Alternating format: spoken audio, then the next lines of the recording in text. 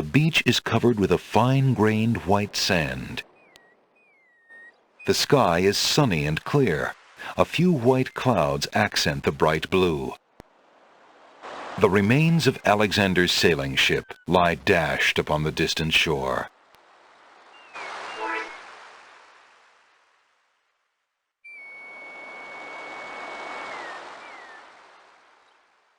Alexander's royal insignia ring lies abandoned on the sand. It must have slipped from his finger during the shipwreck. Fortunately, it was not lost in the sea. Alexander picks up his royal insignia ring from the beach. The ocean appears calm, but there's a dimpling pattern to the surface which indicates an undertow. Alexander is standing on a beach littered with debris from his shipwreck. A path leads north into the lush green island. An occasional breeze rustles the nearby foliage. Rocks abound on this lush volcanic isle. A long plank lies on the beach. No doubt it once belonged to Alexander's ship. Alexander pushes the plank to one side. A box has been partially buried under sand. Alexander's treasure box lies partially buried in the sand. It must have washed ashore with the other ship debris.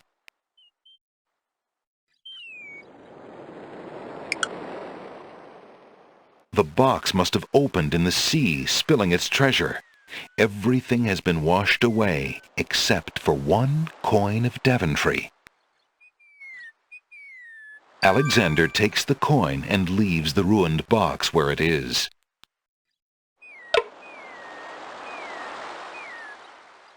Alexander is standing on a beach littered with debris from... The ocean appears... Alexander is standing...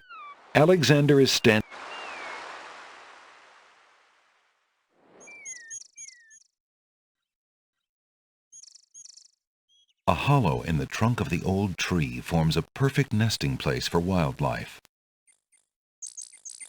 Rocks abound on this lush volcanic isle.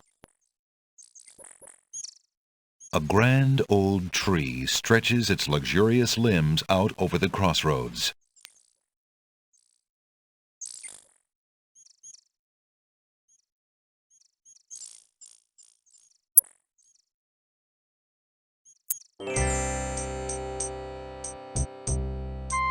An old beggar is peddling his wares in the village.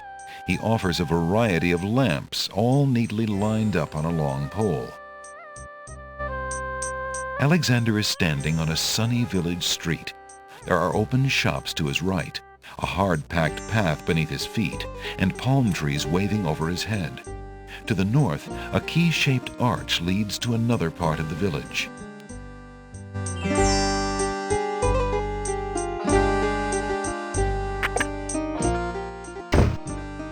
Good day! Towering mightily over the other pawn shop curiosities, the stuffed bear makes an ostentatious display. A worn leather wineskin is suspended from the ceiling.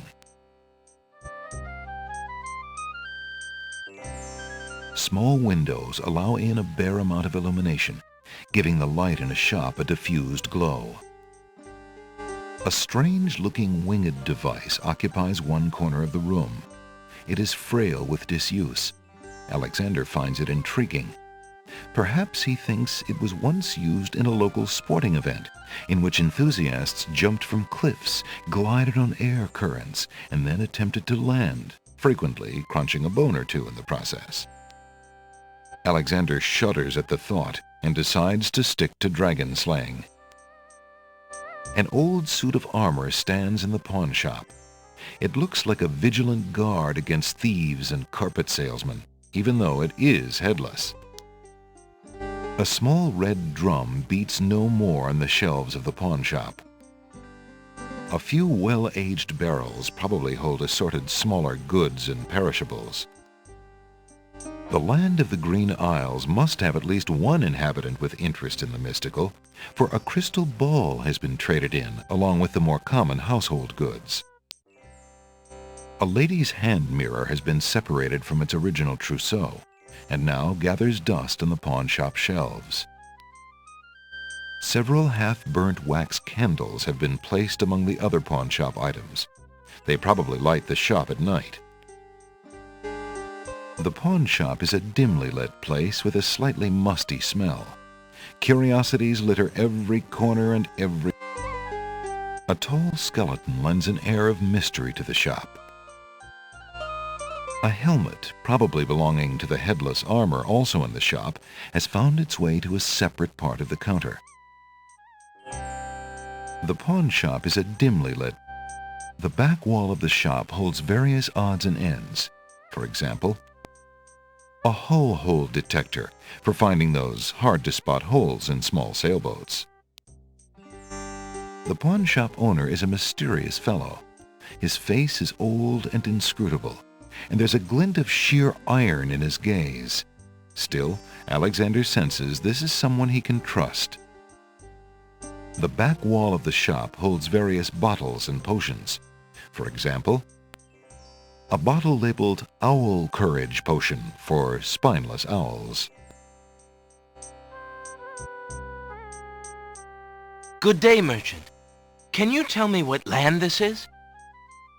By the moon's light, what a question! You must have been out too long in the sun, or perhaps knocked your head upon a rock. No. Well, perhaps. I was in a shipwreck, you see. My crew and I were trying to reach the land of the Green Isles. I think, well, at least I hope, my men got away safely in the lifeboats. But I myself appear to be rather stuck here. Ah, I see. You must pardon my incredulity, but it has been so long since we have had a foreign visitor. You wrecked your ship, young traveler, due to the currents and reefs around the islands. If your crew was wise enough to steer clear of the isles and head home, they should be fine. In any case, you have met your objective, however bumpy the journey. You mean, this is the land of the Green Isles? Oh, thank the heavens! I had followed the stars, you see, and I thought I was close, but... The stars? You must be quite a sailor. But what is the purpose of your visit? I come for... Well, I mean, I hope to see... I met some time ago. Say no more. You are smitten with a maiden, are you not? What other than love could so confuse a man's tongue? I'm afraid so. It is Princess Cassima. By the desert sands, when you fall in love, you do not mess around, do you? Is she here? This is the Isle of the Crown, young man. The castle of the Crown stands on the hill. If it is Cassima you seek, that is where to look. The castle of the Crown. Thank you, merchant. And good luck to you, lad. You shall need it.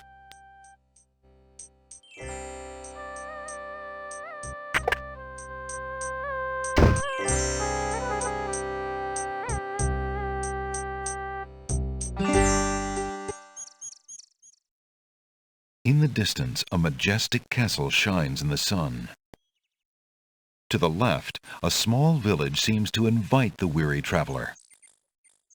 The path splits here, forming a crossroads. One branch heads northeast towards a distant castle, and one leads northwest into a small village.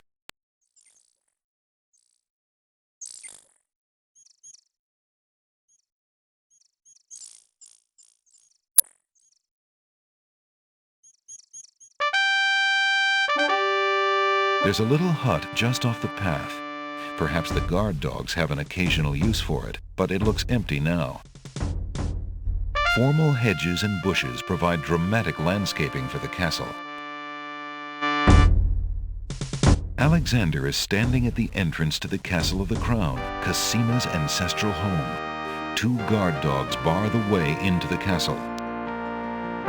Two guards take their stance in front of the castle doors. They look quite fierce and have the stiff, blank expression of soldiers on formal duty. Excuse me, guardsmen, guard dogs. I've been traveling for months to see Princess Cassima. I would like an audience, please. I'm sorry, but the princess is not receiving visitors, particularly not strangers.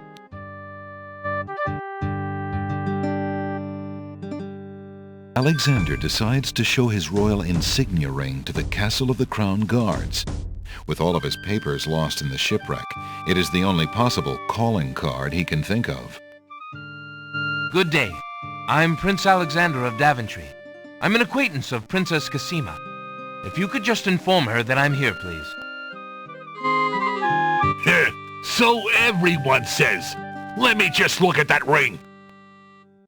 What does it say, Gruff? Kingdom of Daventry, Prince Alexander. Wait here while I go see what Captain Saladin thinks of this.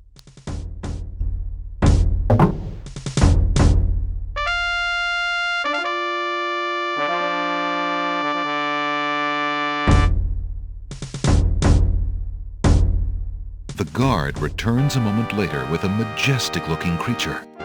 Captain Saladin speaks with a voice that is gentle, but reflects a will of iron. Prince Alexander of Daventry, I presume. I'm afraid I'm unfamiliar with your country, but I'm sure Vizier Alhazred will want to meet you, if indeed you are a friend of the princess. Please, follow me.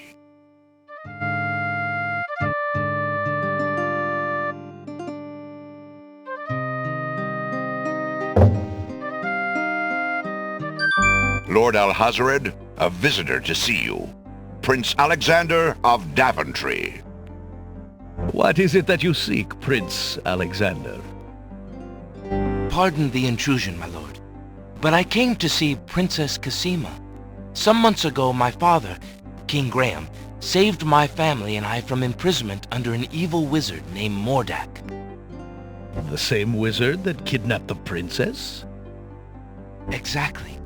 When my father rescued us, he also liberated Cassima and sent her home. Then your father has my gratitude, and that of the entire kingdom.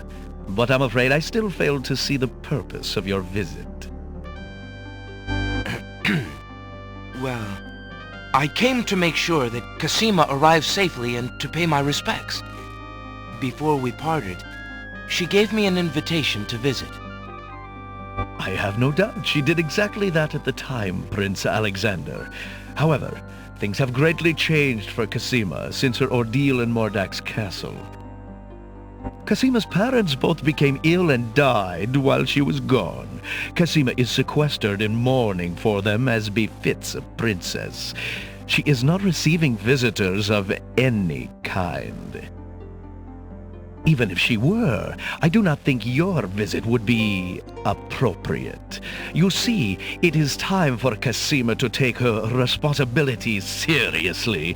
With her parents gone, she no longer has the luxury to be a carefree maiden. As was her parents' wish, Cassima and I are to be wed. We shall rule the kingdom together. I assure you, our marriage is all Cassima wants now. As a prince and a gentleman, it would be best that you leave before there is any further embarrassment. I see. I suppose that I was mistaken. I thought for certain that Cassima... Well, I apologize. A young man sees what he wishes to see. I'm sorry you've wasted your time traveling to the land of the Green Isles. May your journey home be swift. Perhaps I will take the opportunity to look around your fair land while I'm here. I would advise against that. The kingdom is rather, shall we say, inhospitable these days. But it is your neck. You may risk it if you please. Captain Saladin will escort you from the castle. Good day.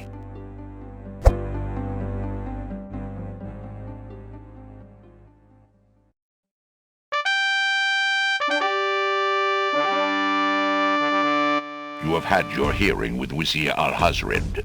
I trust you'll respect his wishes and not return. I have been instructed not to let you into the castle again. Good day, my lord. Captain Saladin whispers something to the guard dogs at the castle gate, and they nod with understanding.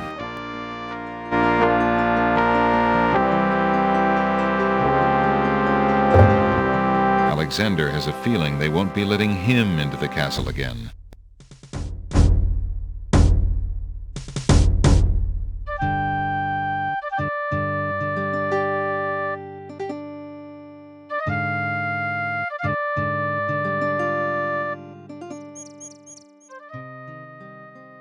Vines have begun to climb the castle's stucco walls.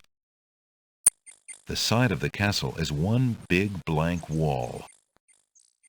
The path turns into dirt here and continues along the side of the castle. Alexander is standing next to the side wall of a castle.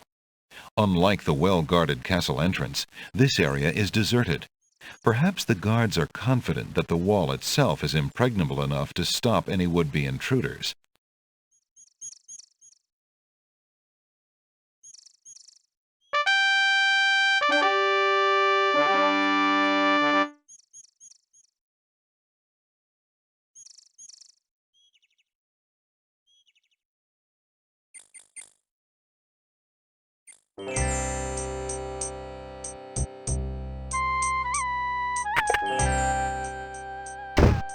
Hello, I will be right up.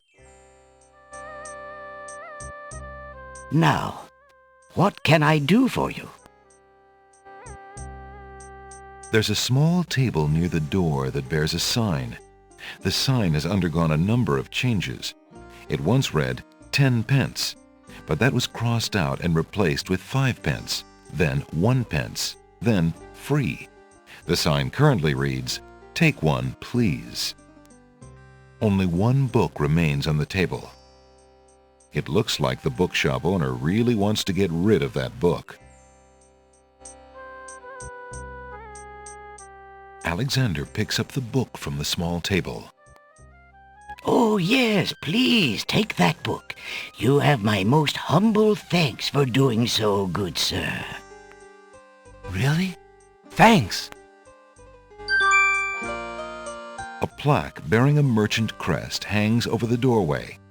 The bookshop owner must be proud of his credentials. An old man occasionally steals sidelong glances at Alexander from under a concealing hood. Alexander is standing in a cozy little shop. Books of every size and shape line the walls. A crackling fire in the fireplace completes the tranquil scene. A well-padded leather chair, a small table, and a fuzzy rug have been arranged into a cheery reading area near the fire. A collection of children's books fill those shelves. These shelves hold a selection of cookbooks. Assorted travelogues and biographies are arranged on these shelves. These shelves hold a collection of oddly titled guidebooks. Alexander notices such books as How to Become King with Little or No Rupees Down, Finding the Right Girl with the Right Dowry, and Why Good Princesses Like Bad Wizards. Volumes of poetry are on display on this bookshelf. Thinking of Cosima, Alexander decides to leaf through one of the volumes of love poetry. He reads, "Thy hair, thy lips, thy beauteous face, and all thy studied female grace have won for thee anon a place within this broken breast." Not bad. And another. "Upon the shore the lilies bend, untouched by worldly care, where shadow they her earthly bed, oh, that she were not there." Yikes. And another. "What was it when I looked at you? What power has chained me through and through, and binds my heart with links so tight I cannot live without the sight of you? What nameless thing has captured me, and made me powerless to flee? What thing is it without a name that brings my mind e'er back the same to thee? The name of love cannot apply. Its commonness does not decry the haunted, hunted, painful cry that my heart makes for you, that e'er my soul eternal makes for you. A little close to home, that one. Alexander returns the love poem book to the shelf.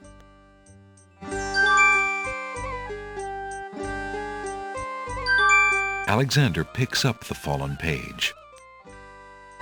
It's the love poem he particularly liked. It must have fallen out of the poetry book. I see that old volume has lost another page. You may keep it if you like, sir. I have glued the stubborn thing back in place 2 times already. I do rather like it. Thank you, merchant. Alexander is not interested in those self-help books. The bookshop owner is a thin, middle-aged man. His intelligent eyes are slightly blurry from long nights spent reading by candlelight. An antique leather-bound book is displayed on a little stand on the counter. On the elaborate cover is the title, Ye Useful Book of Magic Spells. Good day, sir. I'm a stranger in this land. What can you tell me about the land of the Green Isles? That is quite a question, young man. Who are you, and what would you have me tell you? My name is Alexander. I know I'm on the Isle of the Crown, but I'd like to know whatever you can tell me about this island, and if there are other islands nearby. You are indeed a stranger. Anxious is the man who knows not the customs of the land beneath his feet. This island is called the Isle of the Crown, because the royal family's castle is here. Besides the castle, we also have this village, and the docks over to the west. There are at least 3 other islands, the Isle of the Sacred Mountain, the Isle of the Beast, and the Isle of Wonder. At least 3? Does no one know for certain? This is no ordinary land, Alexander. The land of the Green Isles has always been a place of vague boundaries, as if islands come and go. Legend speaks of a 4th island, an isle shrouded in mists. I myself have never seen it. Then, too, the land of the Green Isles is said to exist on the boundaries of this world and the next. Even darker places are reputed to be closer here than anywhere else in the world. That's quite a claim. Claim, yes, but probably just local superstition. We who live here on the Isle of the Crown, at least, sleep well enough at night. Those first 3 islands you mentioned, how might I learn more about them? Ideally, a young man seeking such knowledge would travel to their shores and learn about them firsthand. Meeting the leaders of each place would be helpful, naturally. Unfortunately, the ferry no longer runs between the islands. There has been much political unrest, and it has been too dangerous to travel for years. Perhaps the ferryman can tell you more. He has little enough to do these days. And if you haven't been there already, you might seek an audience at the castle. Thank you kindly, merchant, for all your good advice. Ah, but advice is free, Alexander. Making use of it costs much more. How much for that book on the counter, merchant? It is a fine book, is it not? I obtained it from the estate of the one and only magician this kingdom has ever had. Poofed himself into an aardvark in the end, or so I heard. I never found the spells all that useful myself, but then I lead a boring life. I tell you what, if you can find another rare book, something a bit more marketable, I might be willing to exchange the spell book for it.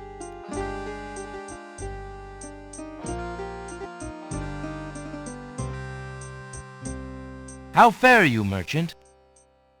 Sufficiently well, thank you, Alexander. My only wish is for more time to read. There's a book entitled The Changing Role of Court Entertainers Through the Ages on the small table in the reading area. It appears that some regular customer likes that book. Alexander rests his feet for a moment. Alexander picks up and leafs idly through a book called The Changing Role of Court Entertainers Through the Ages. Well, that was refreshing.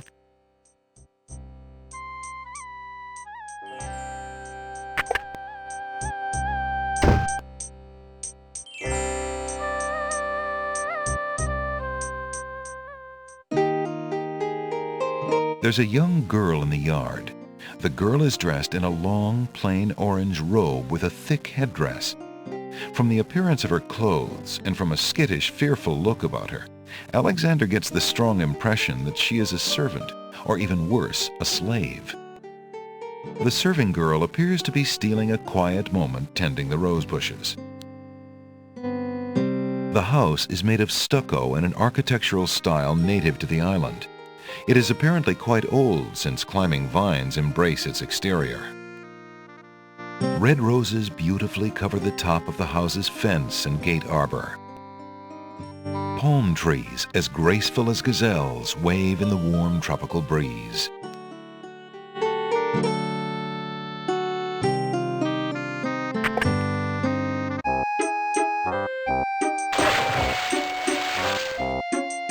Hey, stranger, come join me.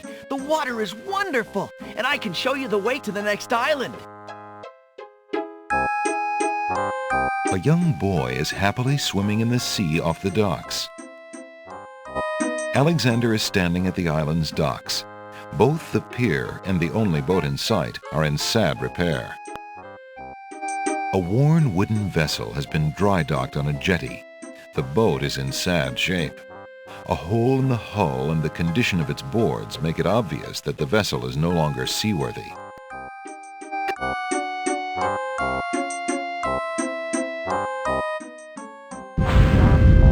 That's strange. The young boy in the water just disappeared. Oh well, perhaps he just dove under the water.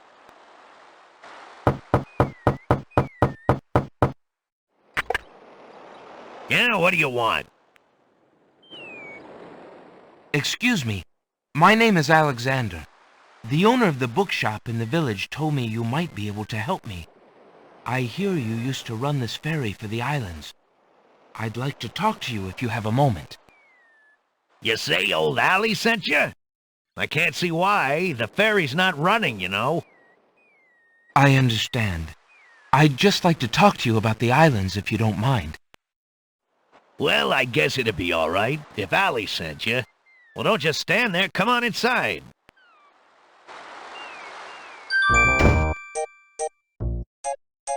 What is it you wanted to talk about, young man? Alexander is sitting inside the ferry's cabin. The place displays the neatness of a seaman and the sparseness of a bachelor. There are few frills and comforts in the rough wooden environment, but the sunlight shines cheerily on the oaken beams, and the portholes admit a pleasant breeze. The ferryman's bunk looks hard and uncomfortable. No wonder he can be so cranky. Several oil lamps are strategically placed around the boat's cabin to illuminate the island's dark nights. A black pot-bellied stove in the corner provides warmth on the cool tropical nights and a means for cooking. Alexander is sitting inside the ferry's cabin. The place displays... Alexander is sitting in... Alexander doesn't want to take anything from the cabin unless the ferryman offers it to him. A cabinet with a dry sink lines one wall of the cabin. There's no reason to use that up. The ferryman is a disgruntled-looking man who is probably a lot younger than he appears. Despite his tired air, he watches Alexander patiently. I'm a visitor to these islands. I'd like to learn what I can about the area.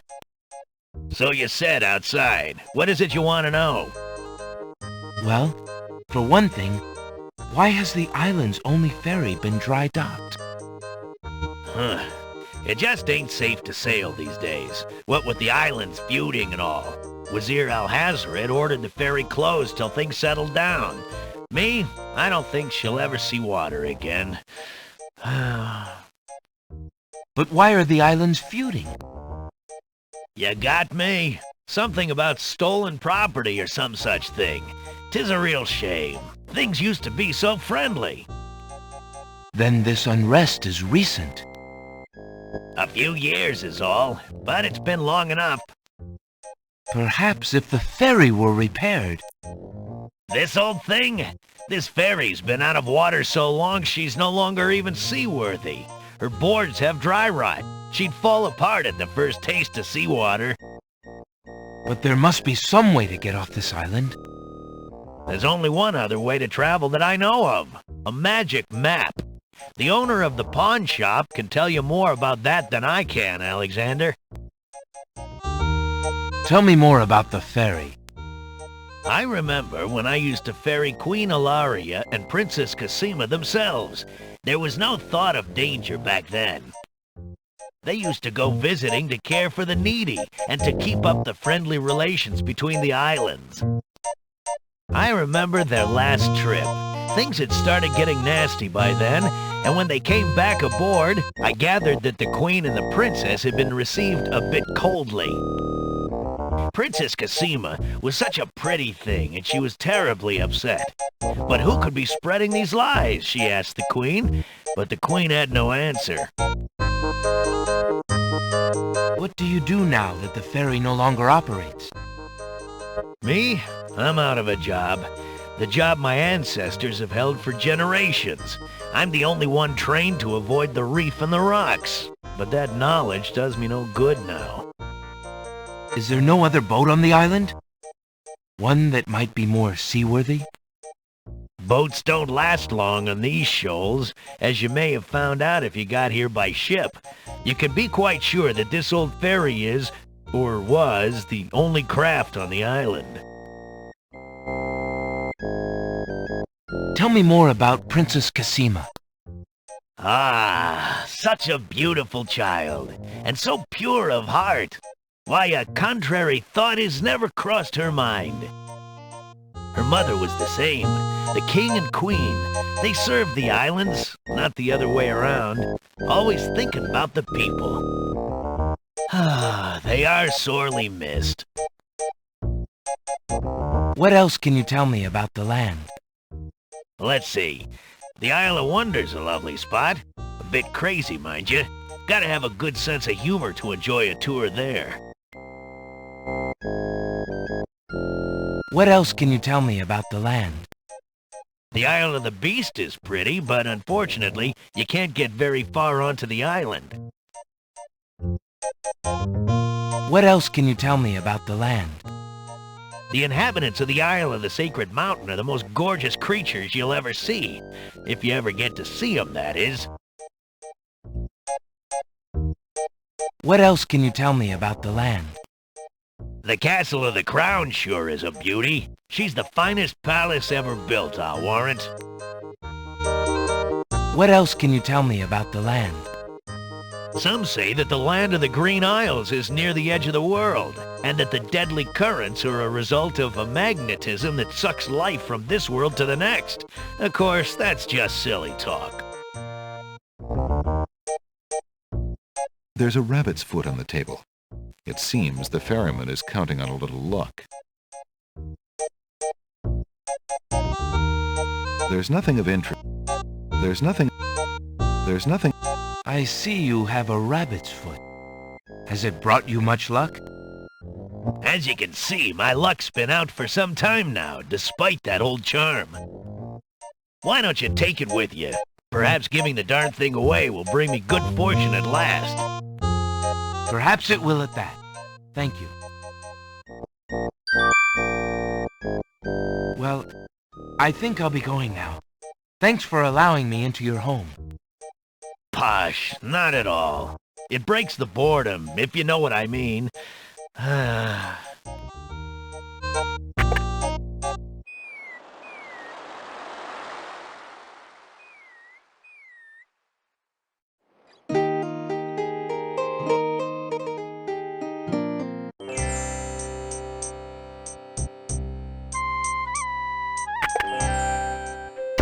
Good day again. How may I help you? An odd-looking man is reading in the stuffed chair. He wears a vest, balloon-style pants, and pointed shoes. There's something deliberately silly about the man, as though he were a performer of some sort. Why would Alexander want to... Good day, sir. Is there anything you can tell me about the land of the Green Isles? I'm sorry, but I have no time for idle conversation. I'm too worried about the princess. Determined to learn more about the strange man's relationship with the princess, Alexander shows the man his insignia ring and formally introduces himself. I'm sorry to insist, but my name is Alexander of Daventry, and... I appreciate the offer of the ring, Alexander, but I'm afraid I'm already spoken. Daventry? Where have I heard of Daventry? Flying flit mice. You must be Prince Alexander. Cosima told me about you when she arrived home. How came you here? Why, by a ship now wrecked upon the sand. But you know Cosima? She truly spoke of me? Yes, I saw her briefly when she first returned home. She mentioned a prince to me, a Prince Alexander of Daventry. I'm afraid that was before she was told about her parents' deaths. You see, she arrived home a few weeks too late. The king and queen thought they'd never see her again. It is said they died of heartbreak. I'm afraid she's blamed herself. What a terrible homecoming. If we had only known. Terrible indeed, poor thing. Everyone in the kingdom seems to despair with her these days. The streets are silent. Where is she now? The princess is sequestered in mourning. It's a rather dated tradition, and not required, but the Wazir says she insisted out of respect. I see. You've yet to say who you are, and how you know the princess. I? Oh, pardon me. My name is Jallo. I am clown to the royal court, and have been since the marriage of Cosima's parents, King Caliphon and Queen Alaria. Oh, those were the happy days. The pair of them were so full of joy and life, so in love. And Cosima's birth. It would be hard to explain how long they had waited, how they had hoped for a child. I mean, she was such a charming little thing, smart as a whip. Kind and sweet. Oh, she means everything to this kingdom, Alexander, and to me. I'm so terribly worried about her. About her grief over her parents, you mean? Well, the truth is, I do not trust the Wazir or his plans for Cosima. I'm still living at the Castle of the Crown as court clown, his clown.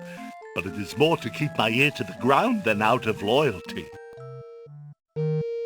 I wish I knew what the princess thinks these days. If only I could find Sing Sing, Cosima's pet nightingale. I might be able to send the princess a message. As it is, I must wait for the end of her seclusion. Now I'm afraid I must hurry back to the castle.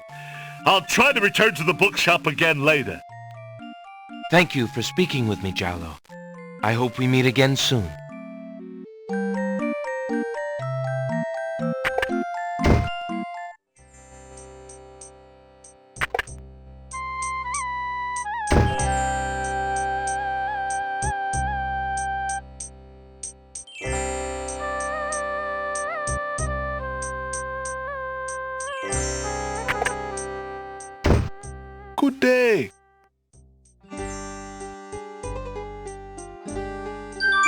Alexander takes a mint. Alexander takes a closer look at the items on the counter.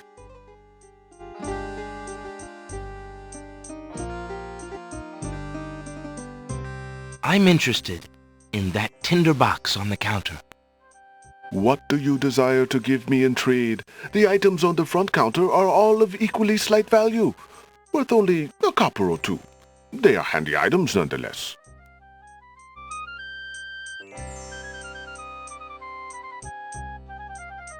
I have this copper coin. Is it of any value to you at all? Most interesting. I have never seen a Daventry coin before, but it is copper genuine enough. I might even find a buyer who is interested in foreign currency. The items on the front counter are the only things in the store that I can let go for the price of 1 copper. You may make your choice from there. Alexander looks at the items on the counter to make his selection. I believe I'll take the tinder box. Very well. Your coin is well spent. Remember, this is a pawn shop. I am always willing to take back my own goods in trade. I'll remember. Thank you. Excuse me, merchant, but the ferryman mentioned that you might have a magic map of the land of the Green Isles. Why, as a matter of fact, I do. I keep it under the counter. It's been gathering dust so long that I nearly forgot about it. It was quite a few years ago, you see. The estate of a wealthy wizard fell into my hands when he died.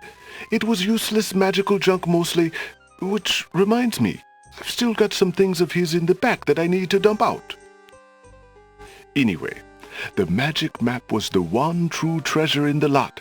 The wizard was quite old and feeble and had enchanted the map to aid in traveling. It is said that one need only desire to be on an island depicted on the map to find oneself there. It is a very valuable map, as you can imagine. Unfortunately, no one is interested in traveling these days. It is far too dangerous with the current state of the kingdom. What would you take for the map? I would normally want something magic in return, but since I am hardly overrun with prospective buyers, I would be willing to take anything of equal value in exchange.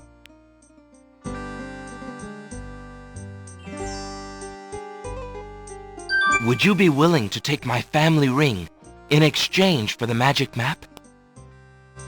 Daventry, are you a king then? No, that's my father, King Graham. I'm just Alexander. Well, Prince Alex, she is a beautiful ring. Are you sure you can part with such a unique family heirloom? The ring does mean a lot to me. I didn't always have a family, you know. Still, it is only gold. There are more important things at stake now. Then you now own a magic map, Prince Alex. I will keep your ring out of sight for a few days. If you find anything else of great value in your travels, you can come back for your ring. I would hate to see it melted down for gold. Ah, and a warning about the map. It will only operate when you are out in the open and within sight of the sea. The limitation has something to do with the teleport spell ingredients. You might try the beach. Thank you. You are very kind, and I'll remember about the map.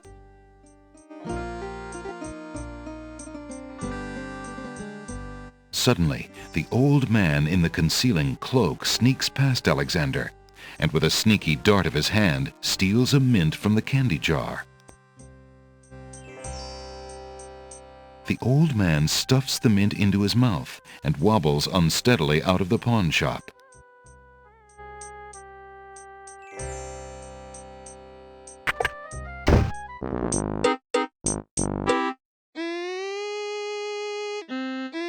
Master! I followed Prince Alexander as you wished. From the pawn shop owner, he just abstained, just reprieved. He just got a magic map.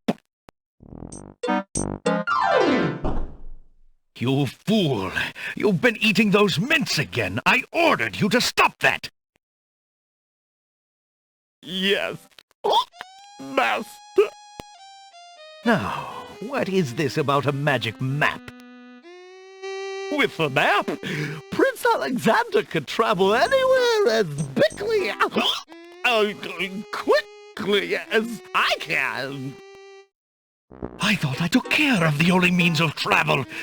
By my scimitar, I can't have him stirring things up now.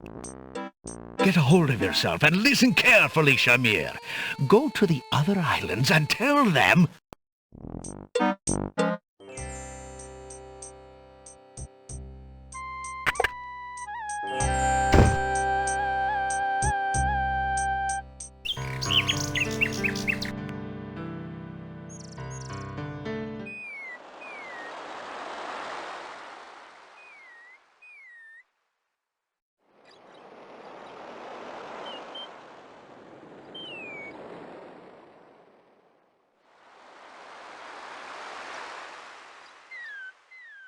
Alexander pulls out his magic map.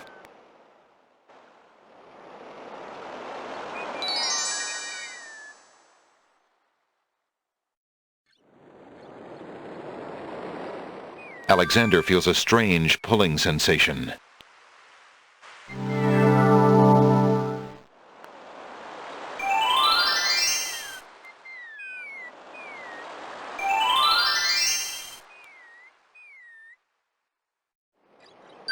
Alexander picks the flower and is startled by its hideously strong skunk-like odor. For a moment he can smell nothing else. There appears to be something etched into the face of the cliff. Alexander decides to get closer.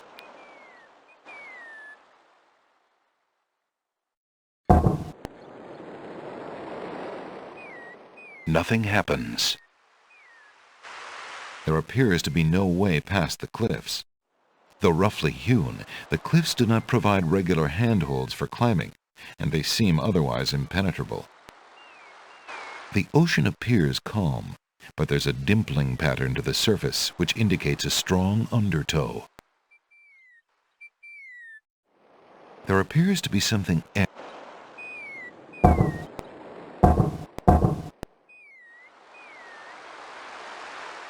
Huge blocks of stone erupt from the granite cliffs.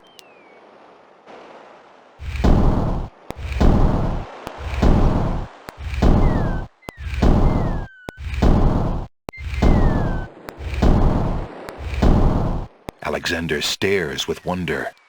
That's quite a way to welcome a guest, if indeed it is a welcome.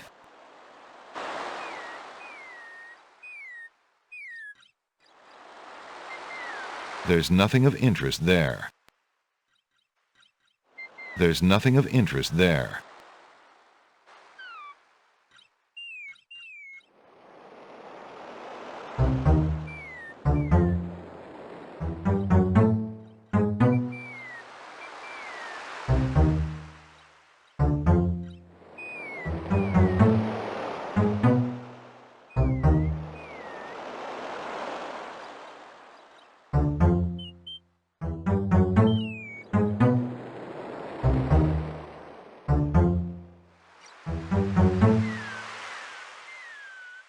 Alexander examines the strange etchings in the face of the cliff.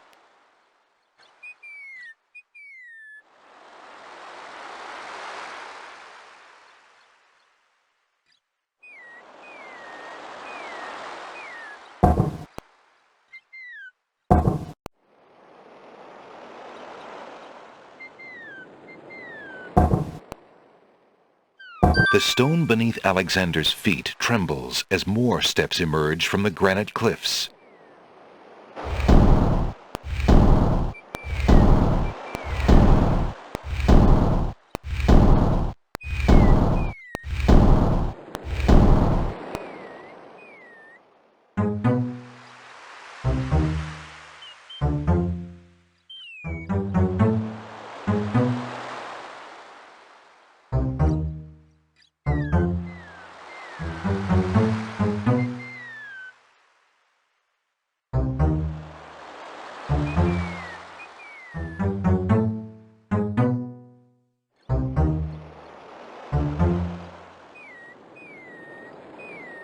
Alexander examines the strange etchings in the face of the cliff.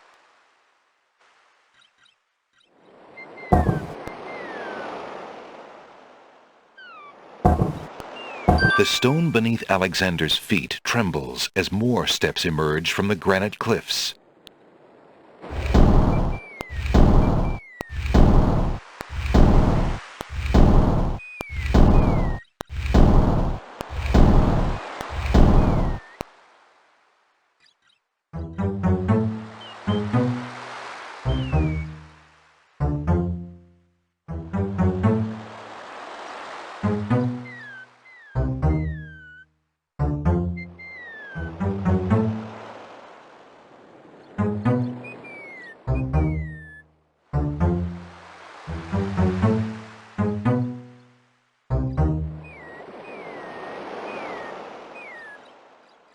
Alexander examines the strange etchings in the face of the cliff.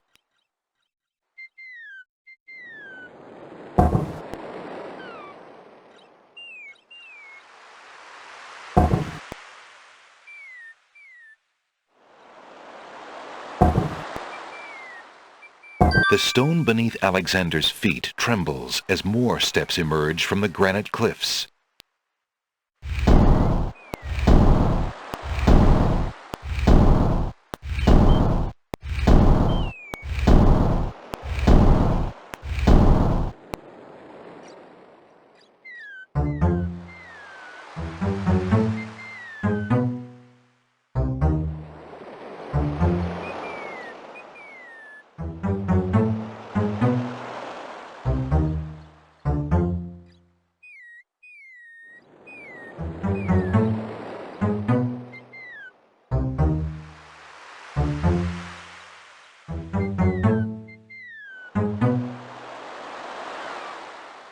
Alexander examines the strange etchings in the face of the cliff.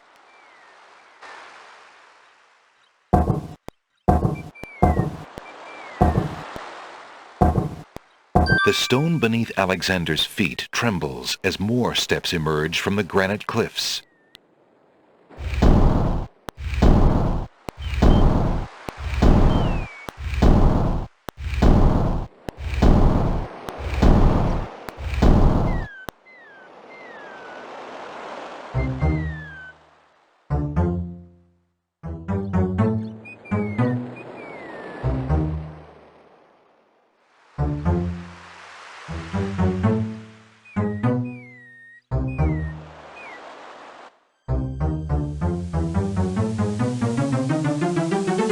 Alexander finds himself finally at the top of the cliffs.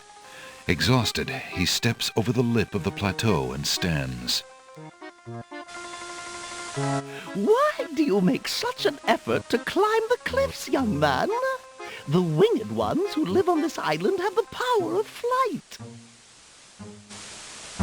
You could have it too, if you'd only eat a berry from this magical flying nightshade bush.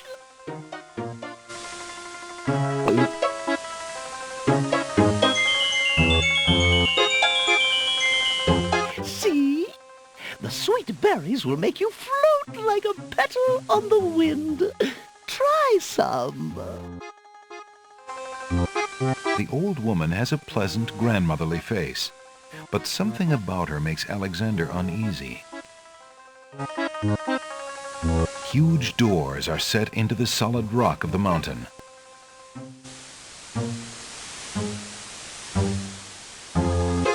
The huge doors are locked tight. Somebody obviously wants to keep something out or something in. Alexander is standing at the top of tall cliffs. To the north is the peak of a mountain rising to meet the clouds. To the left is an ominous set of bolted doors. An old woman is standing nearby. She peers at Alexander with friendly interest. In the distance, Alexander can see the peak of a majestic mountain rising into the clouds.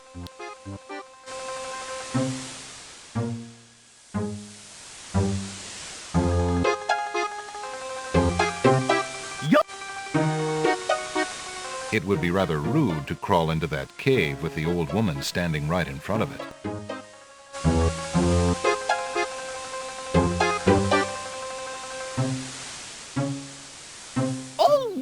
then. Stay tied to the ground like a load of lead. See if I care. You human. How odd. The old woman just disappeared in a cloud of smoke. Perhaps those berries are even more powerful than she led Alexander to believe.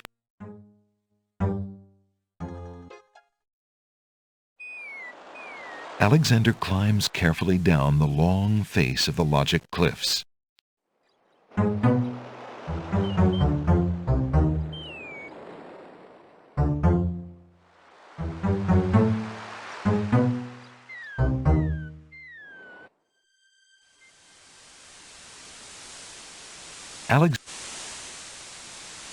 Alexander crawls. Alexander finds himself in a dark cave. Alexander takes the candle from his tinderbox and uses the flint in the box to light it.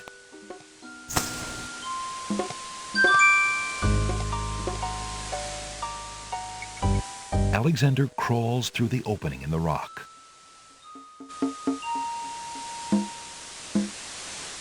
The lighting in this part of the cave is better. Alexander extinguishes the candle's flame and places it back in his pack.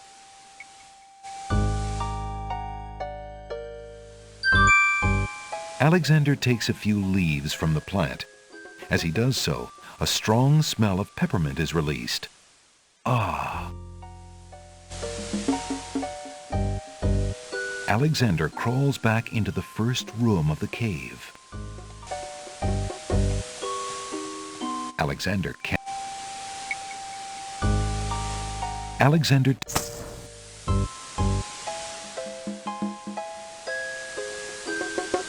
Alexander...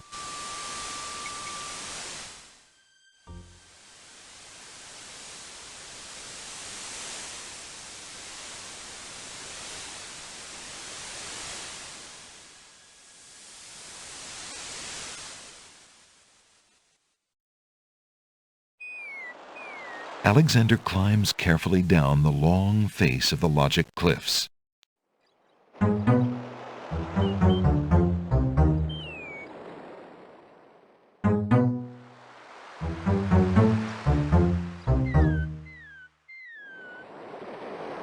Alexander climbs carefully down the long...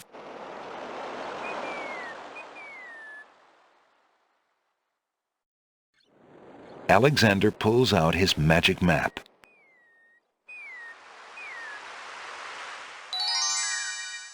Alexander feels a strange pulling sensation.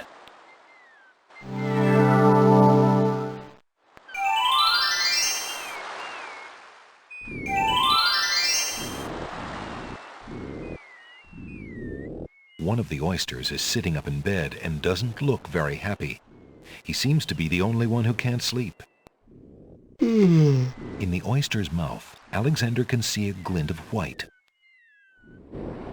Alexander is standing on a rocky beach. To the north is dense tropical vegetation. Near the shore are a dozen or so oyster beds. A string of letters floats in the water. The letters spell out, "Where are you going?" A string of letters floats in the water. The letters spell out, "Where are you going?" Alexander's heard of alphabet soup, but this is ridiculous. Why aren't you asleep like the other oysters? Oh, I'm so weary, but I can't sleep. I have a terrible ache in my mouth.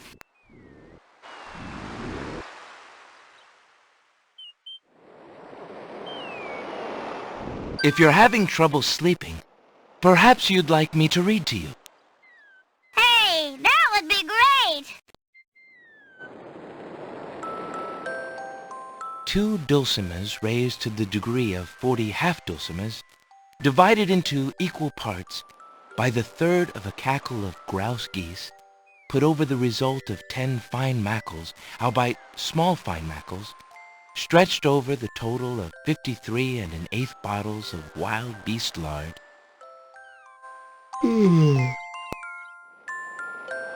yields a gilded minnow of precise measurements, 2,069 centidrills by 3,023 and 6/7 puns, not punts, as might be expected. This is not to say, however, in any sense whatsoever, that deviations in mean temperature of 5 or 6 dregs or so. Alexander makes a grab for the pearl. Hey! You fixed my mouth! It feels great! The little oyster drifts into peaceful slumber with the rest of his oyster friends.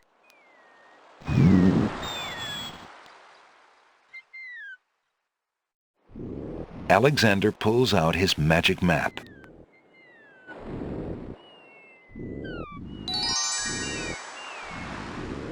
Alexander feels a strange pulling sensation.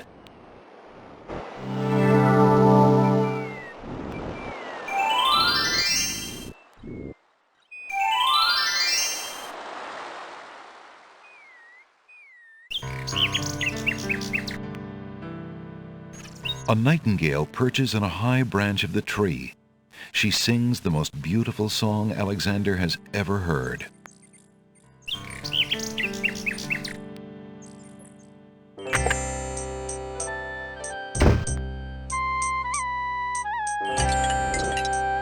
Alexander sorts through the odds and ends that the pawn shop owner dumped into the pot. Magic exploding gum wrappers, a shattered crystal ball, a cracked wand, a fake thumb. Near the bottom, Alexander finds a little glass bottle labeled ink. It appears to be empty, but Alexander decides to take it anyway. You never know when a small bottle will come in handy.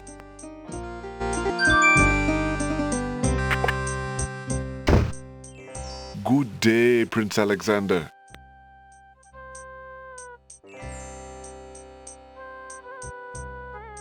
I found this large pearl. Might it be valuable enough to ransom back my family ring?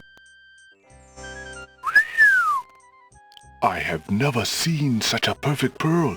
Certainly you can have your ring back. Oh, I'm glad you didn't sell it.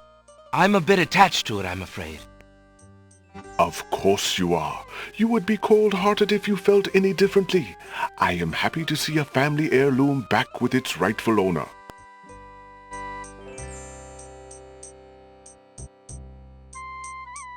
Would you mind if I traded this in? Of course, Prince Alex. Please choose something in exchange for the items on the counter. Alexander looks closely at the items on the counter to make his selection.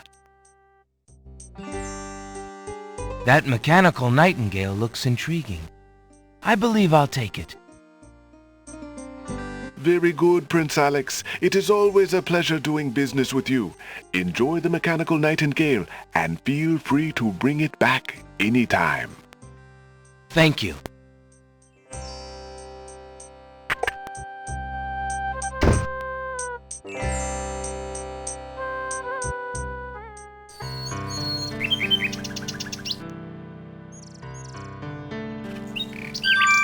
Alexander winds the mechanical nightingale and places it on the ground.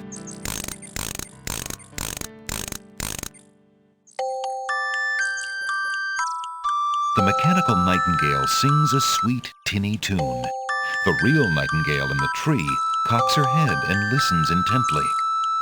The nightingale flies to a lower branch and looks at Alexander curiously, as if she were deciding that this human might not be so bad.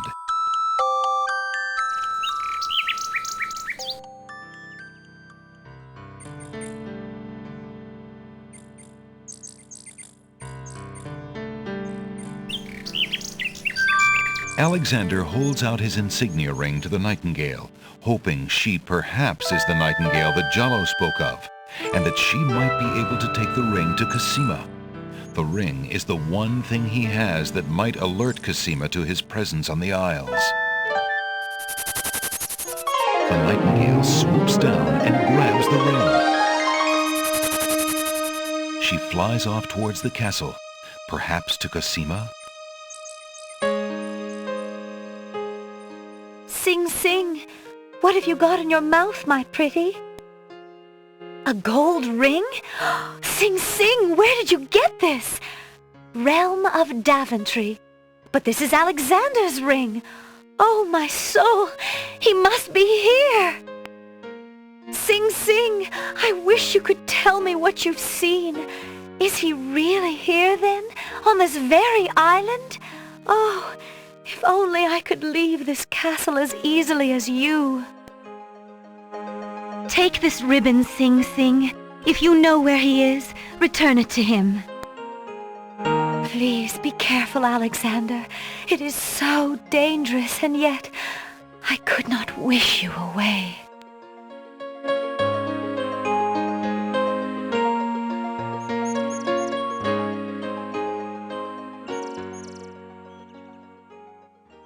The little bird makes a delivery. The nightingale has dropped a bit of red velvet on the ground. It's a red velvet hair ribbon. Could it be? Could it possibly belong to Cosima herself? Or am I merely wishing it were so? Oh.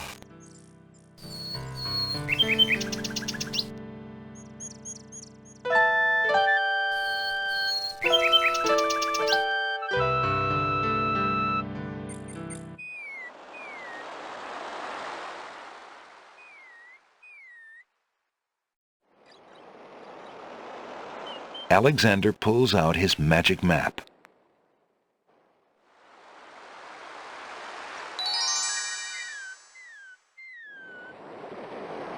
Alexander feels a strange pulling sensation.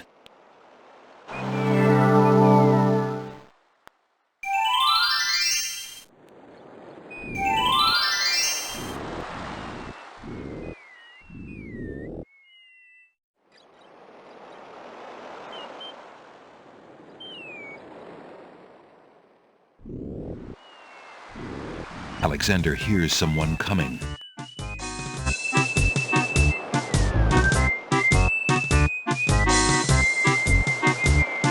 "5 fierce guards of the isle we be. Watch for a foreign man," said he, "with ears and nose, tongue, hands, and eyes. Its nature cannot be disguised. If man it be, then man it dies." Old Tom Troll, smell your smell. Do that which you do so well.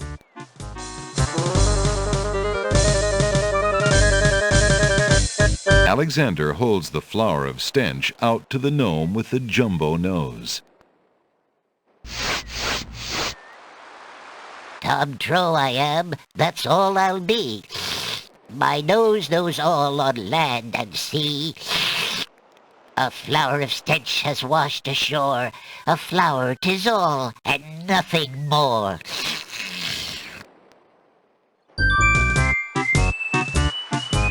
Listen, hark you, Grovenor, do your duty as you swore. With your ears, please tell us more.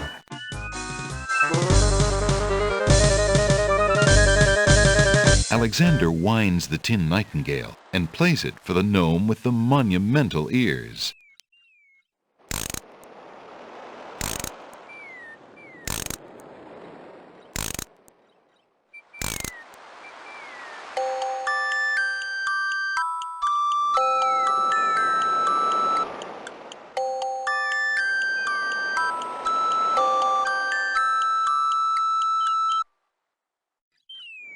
A nose is not a way to spy. My ears cannot be told a lie. A nightingale is all there be. No man is near, and so say me.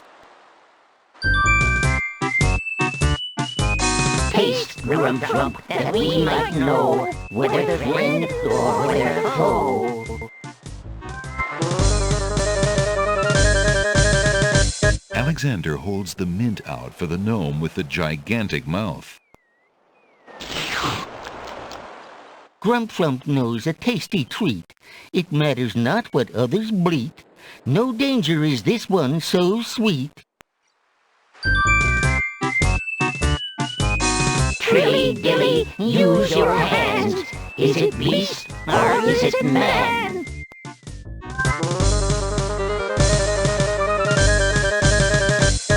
Alexander holds the rabbit foot out for the gnome with the huge hands.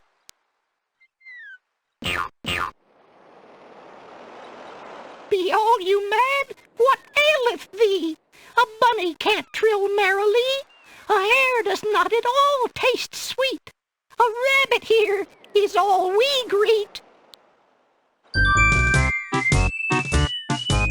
Old Bill Batter, never fatter. Vision can resolve this matter. Look you now and end this chatter.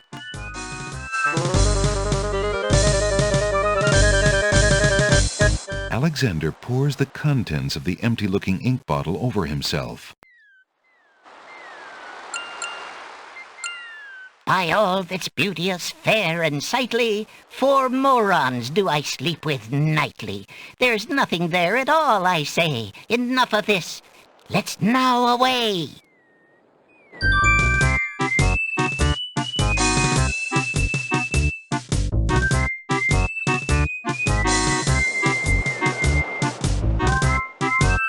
Alexander did it! He's fooled the guards! Alexander picks up the object floating in the water. It appears to be a string of letters. They say, "Where are you going?" Alexander decides to keep the odd sentence, even though it is incomplete.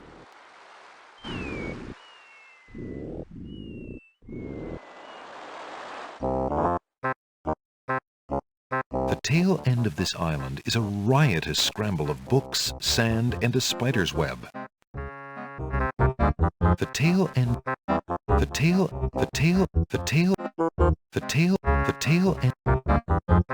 Piles of stacked books, looking ready to topple at any moment, have been arranged haphazardly on the sandy ground. The tail end.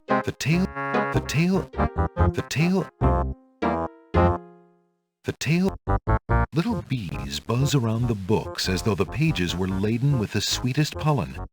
Maybe they're spelling bees.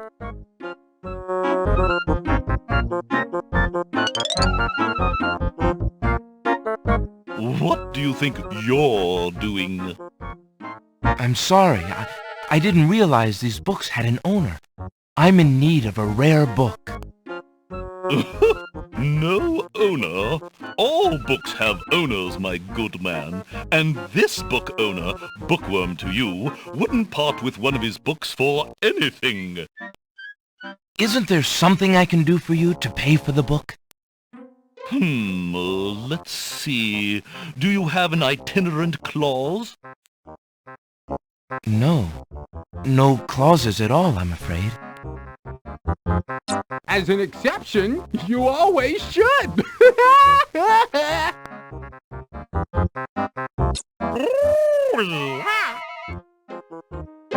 Don't mind oxymoron and diphthong. They're fairly limited grammatical principles, you know. Let's see. A marsh pig that does Texas? No. I'm afraid not. A dangling participle? I'm fresh out. A purple fiddle whacker? No, I don't think so. Sorry. An idiosyncrasy, perhaps? Afraid not.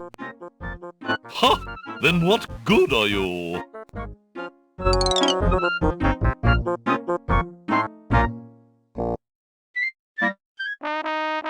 Wow. Hiya, gorgeous. Oh, what a luscious-looking hunk of flesh you are. Thank you, I guess. Who are you? How charming of you to pretend not to know. I'm Black Widow, of course. The femme fatale of all femme fatales. Know what I mean? You know, I was just thinking it was time I found my 50th, another husband. It would be quite a horror, an honor to have me as a bride. Just look at my beautiful weaving. It's so light, so delicate. You'll never want to leave my little nest. It is a lovely web, but my heart is elsewhere, I'm afraid. Oh, drat! I mean, well, the loss is yours. I'm sure you'll change your mind once you consider the advantages. A black widow is sitting in her web. She has long legs and an hourglass on her belly. She gives Alexander a knowing look. That scrap of paper blew into my web from those books over there. The wind just thinks it can deposit anything here.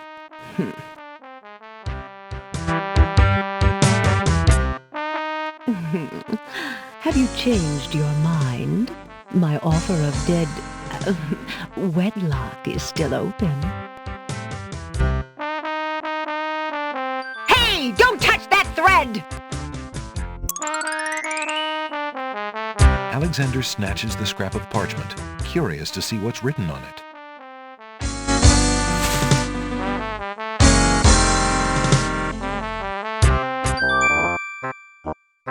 The wind blows the scrap of paper from Alexander's hand, but he remembers what it said well enough.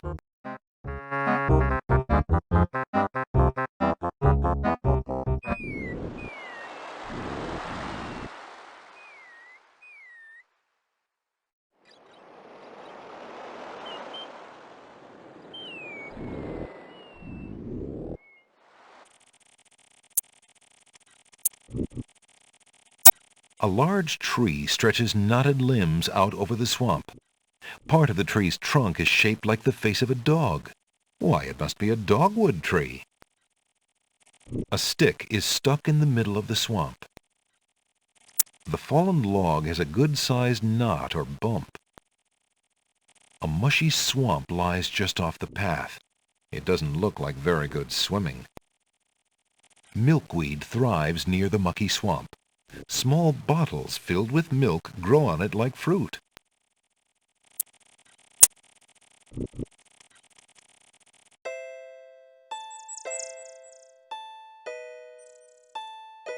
Unless Alexander is mistaken, those plants must be baby's tears. Vines of sweet ripening tomatoes climb up little wooden posts. Those grapes look awfully sour. Alexander is standing in a delectable garden. Nestled in the bright green grass are colorful plants growing in orderly clusters. Some of their curious faces peer up at Alexander from the sides of the path. The garden ends at a speckled gate.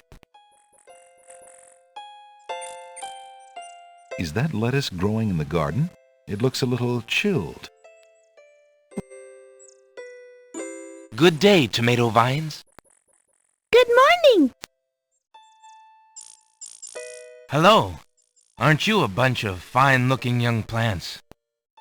Goo-goo gaga. Apparently, the baby's tears haven't learned to talk yet. Good day, snapdragons.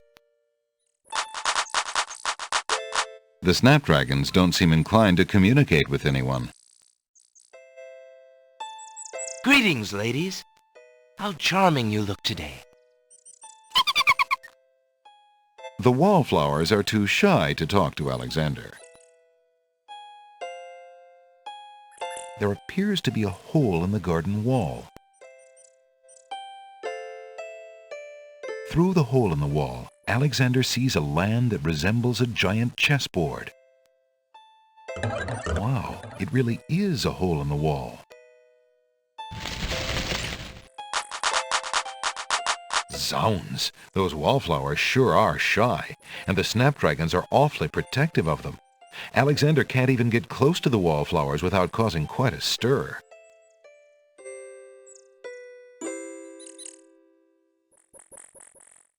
Alexander decides to pick up the hole in the wall. A hole in the wall could be a very useful thing.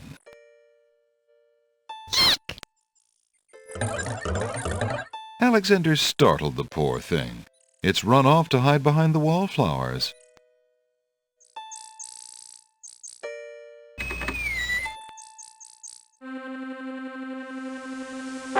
noble white-chessed knight stands at the top of the marble stairs. A red-chessed knight stands at the top of the marble steps. The entrance to Chessboard Land consists of a stepped marble bridge with astonished-looking pillars. A path leads from the marble steps off into the hills of Chessboard Land. Alexander is standing at the edge of a strange land with rolling checkered hills. Two chessboard knights stand before the marble entrance, guarding a path which wanders like a ribbon into the velvety hills.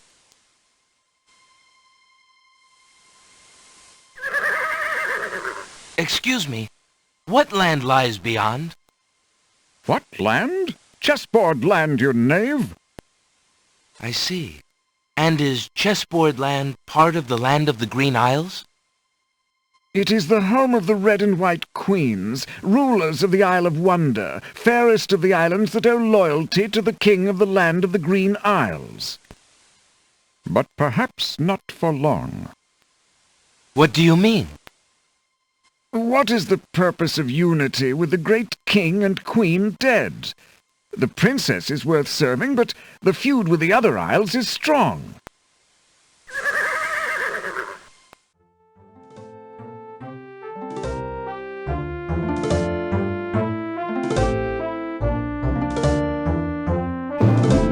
I must insist, Your Highness.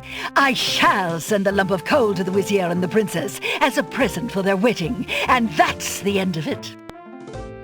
And I suppose you'll leave me with only this stupid spoiled egg to send, Your Highness. I want to impress the new king and queen of the realm as much as you do. As queen of this island, I have every right to that lump of coal. Who isn't queen of this isle? The lump of coal is in my possession. Therefore, I shall do as I please with it. Besides, there's nothing wrong with that spoiled egg. The egg, though delightfully spoiled, is not nearly so valuable as the lump of coal, and you know it. Your Highness always got to carry the singing stone. It's not fair that you get the coal, too. That doesn't count. The singing stone was stolen by that horrid beast. I should get to keep the coal just because my stone was stolen. It wasn't your stone. It belonged to the Isle of Wonder treasury. Your Highness always thinks that everything is hers. Excuse me, my good man, but could you settle an argument for us? Which of us should get to carry the coal and which the egg? Remember, white is the color of deserving truth and virtue. Quiet, Your Highness, and let him make up his own mind. I, for one, shall be more proper, and not even mention the fact that red is the color of love. I'm sorry, Your Majesties. I'm partial to both red and white, but I'm afraid that I don't know how to solve your problem. One of you will just have to be gracious and allow the other the lump of coal. What a ridiculously stupid idea! Quite ludicrous. He was a lot of help, wasn't he? Oh, yes. Obviously a man of high intelligence.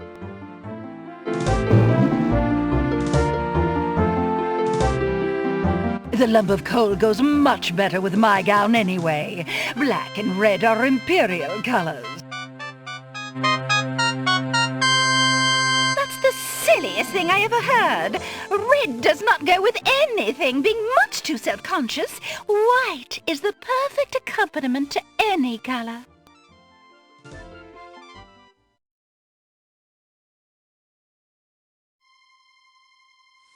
Alexander picks up the Red Queen's scarf.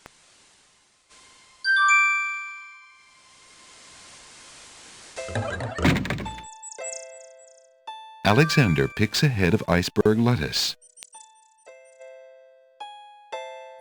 Ye gads! Is that cold?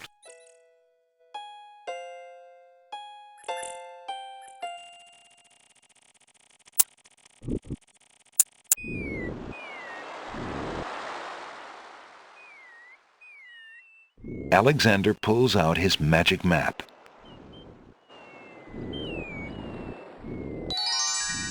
Alexander feels a strange pulling sensation.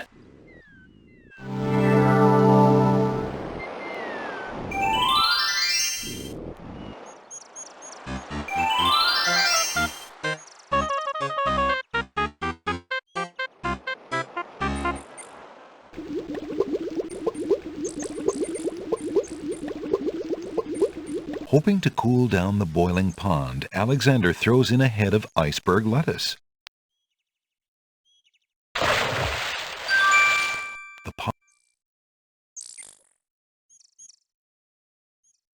The enchanted pond has been cooled by the iceberg lettuce.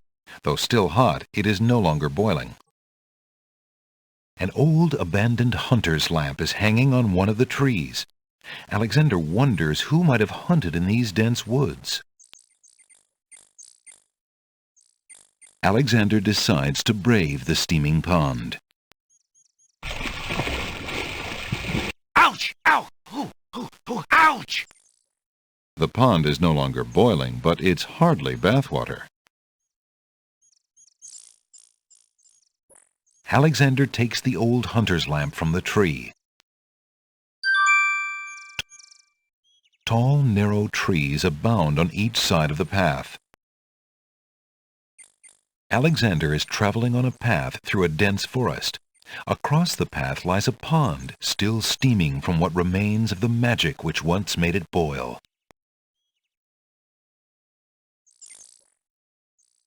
As Alexander continues down the path, he gets the strange feeling that he's being watched. Come on over here and see what I'm doing with these flowers. Never mind that stone fella on top of the gate. He won't hurt you any. He's just there to scare you. A pleasant-looking middle-aged man is busy tending a small garden just past the wall. A stone archer sits atop the lintel of the gate like a silent guardian. His stone bow is tightly drawn and fitted with a single stone arrow.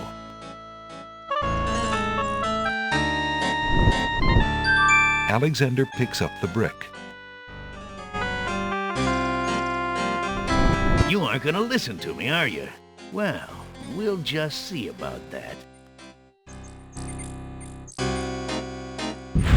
That's odd. The gardener just disappeared.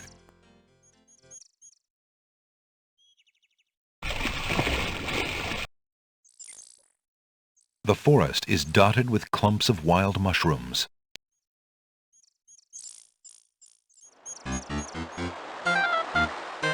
There's an odd little creature dangling from that tree branch. Hello, friend. Aren't you an odd-looking little fellow? I'm not odd-looking, you are! Oh, I'm sorry. I didn't realize you could speak. Speak not? Funny is, speech I am and nothing but.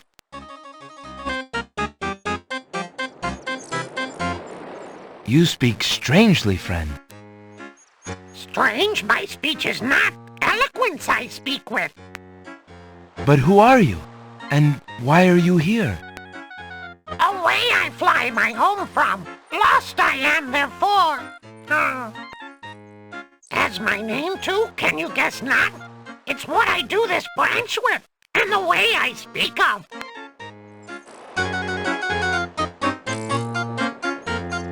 Alexander doesn't want to do anything. Alexander holds the sentence out to the creature. This sentence seems in need of an ending. Perhaps you could finish it? Where are you going? Where are you going? Know what I do? Where are you going to? Like you, I do. Go I with you?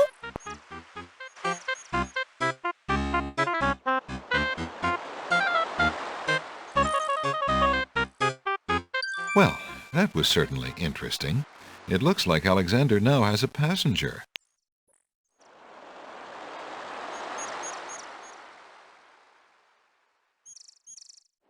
Alexander pulls out his magic map.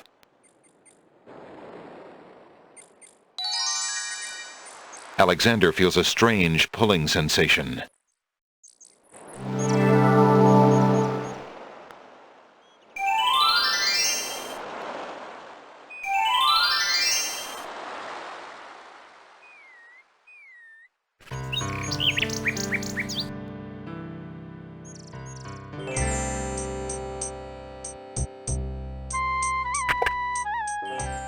Your candy dish is empty. I am sorry, sir, but I have no more mints. Somebody has eaten them all. Well, get some more then. I fear that is impossible. Without the fairy, I can no longer get imports from the other islands, and we do not grow mint extract on the Isle of the Crown. Oh, I hate not getting what I want.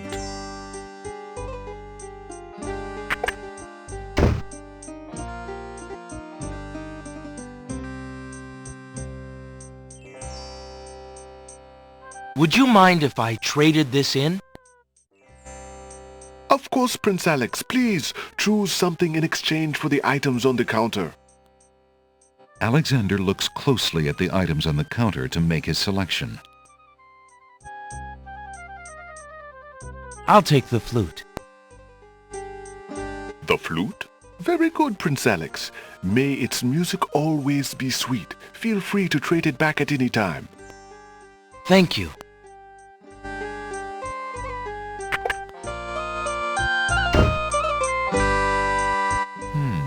Alexander doesn't remember that sign being on the wall before. He decides to take a closer look. It's a proclamation. It reads, "Citizens rejoice, announcing the royal wedding and coronation of Wazir Abdul al-Hazred and Princess Kasima. For reasons of security, the wedding will not be open to the public. Long live the new king and queen of the land of the Green Isles." Alexander feels his stomach turn at the thought of the dread event. If he doesn't do something soon, Kasima will be another man's wife.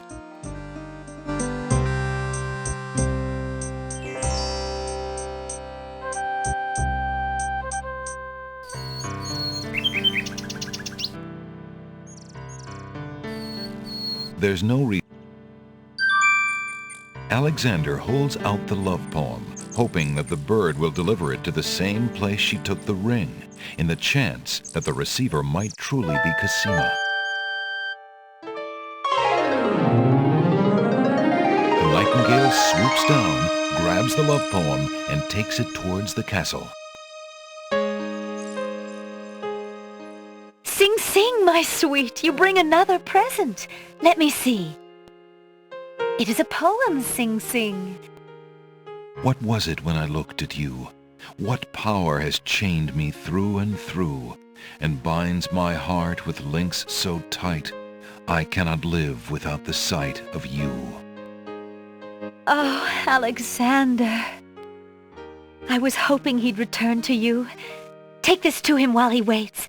Hurry, my fleet one.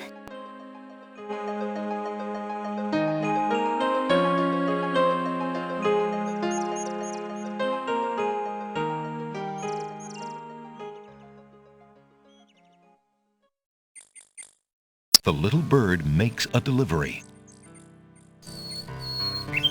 The nightingale has dropped a bit of paper on the ground. It's a note. Dearest Alexander, I cannot believe you are here, my friend. Please, please be careful. Abdul isn't about to let anyone interfere with his plans. Watch out for Abdul's genie, Alexander, and do not do anything rash. I am not without resources, and I will prevail if I can only find some small means of defense. Do nothing to try to get to me. You must not be endangered again for my sake. Greatly in your family's debt, Kasima. Alexander's hand trembles as he reads the note. For the first time in his long search, he has heard her voice again, if only in writing. No words of love, only friendly concern. Friend. Is the maiden merely shy, or does she regard him only as a brother?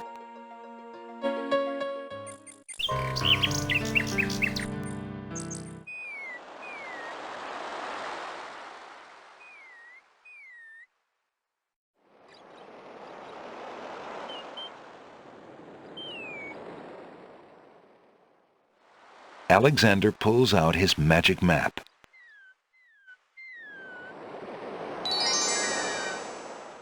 Alexander feels a strange pulling sensation.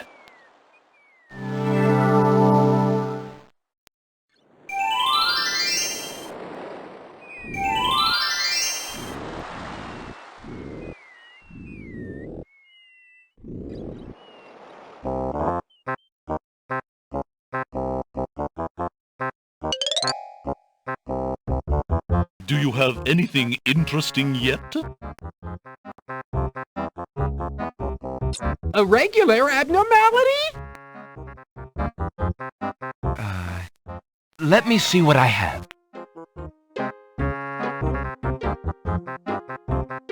I found this little fellow lost on another island. Coming home I am too. There you are, you naughty boy. I told you not to leave the island. Glad I am seeing you too. A most solemn celebration.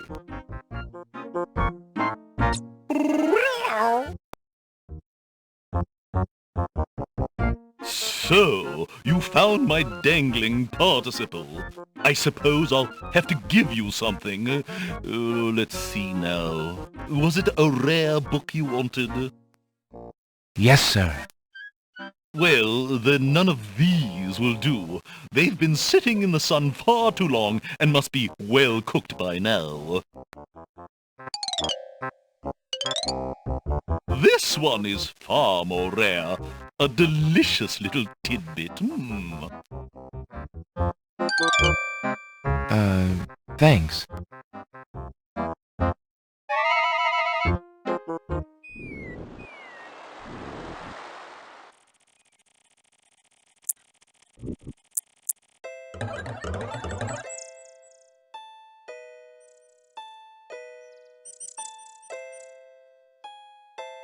May I have this dance? Oh, my!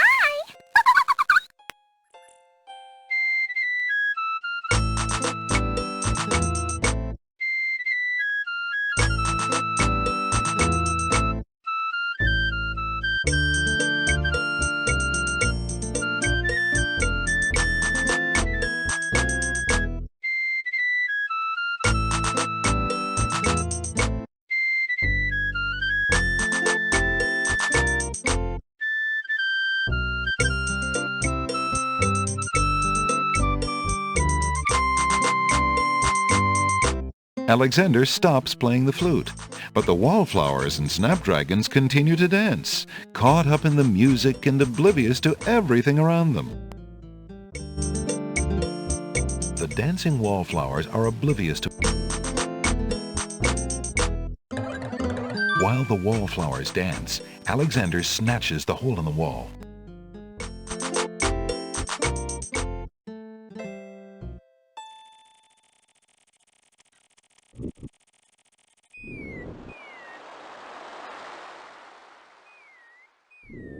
Alexander pulls out his magic map.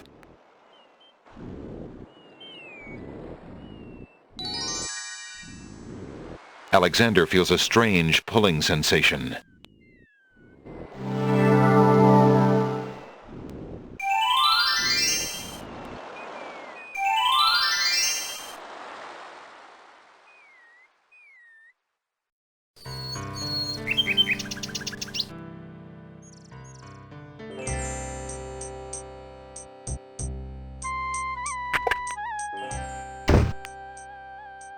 Good day, Prince Alexander.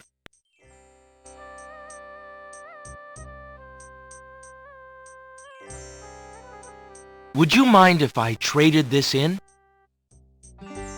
Of course, Prince Alex. Please choose something in exchange for the items on the counter. Alexander looks closely at the items on the counter to make his selection. I believe I'll take the tinderbox. Very good, Prince Alex. Enjoy your tinderbox and bring it back anytime. Thank you.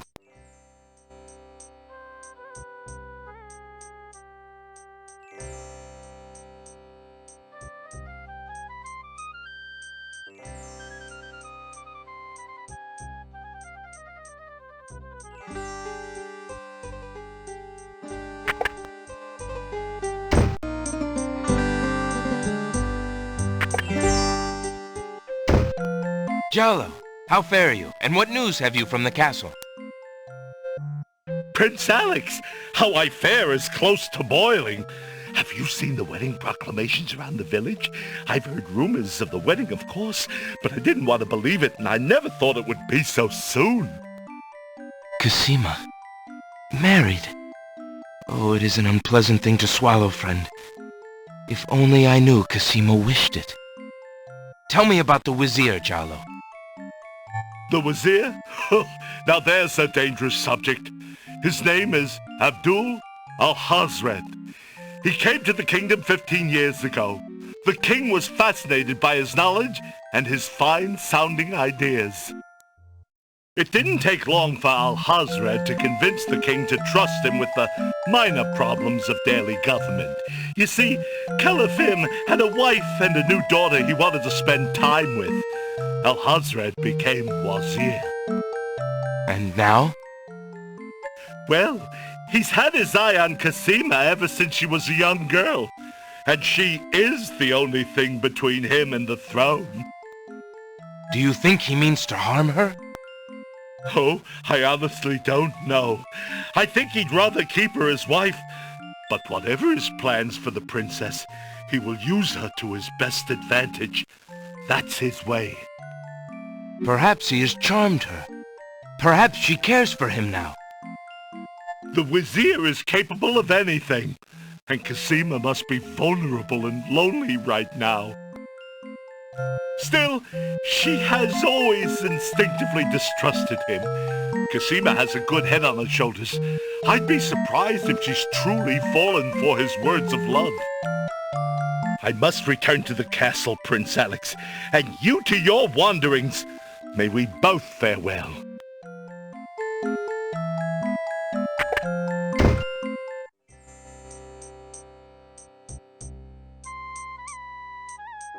I found this rare book, and I thought of your offer. Very interesting. Oh, it is a wonderful riddle book. Riddles are much more marketable than spells these days. I guess people believe more in mirth than in magic. Here is the spell book you wanted, and a fair trade it is, I must say. Enjoy it. I certainly hope so. We shall see how rusty my spellcasting truly is.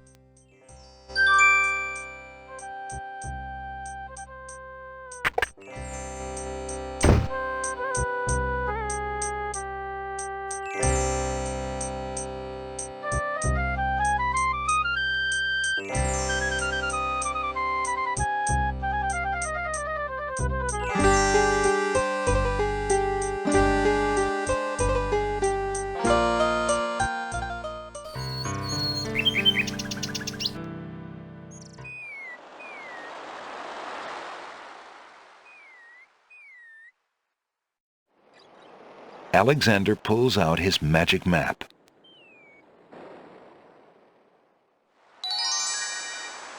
Alexander feels a strange pulling sensation.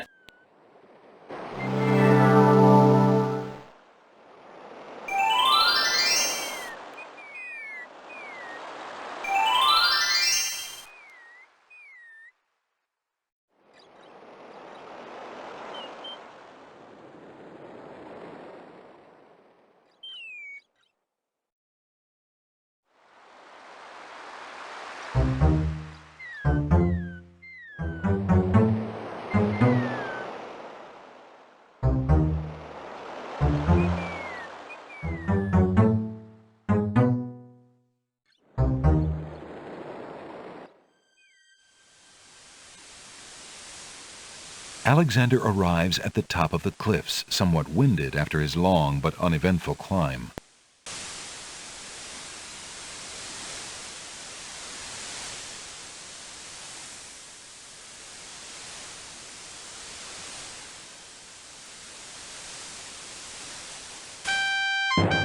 Look, an intruder! Hold! How did you get up here, human? I climbed the cliffs. That is not possible. No one has solved the cliffs of logic in several centuries, and if the cliffs were to be solved, it would certainly not be by a human.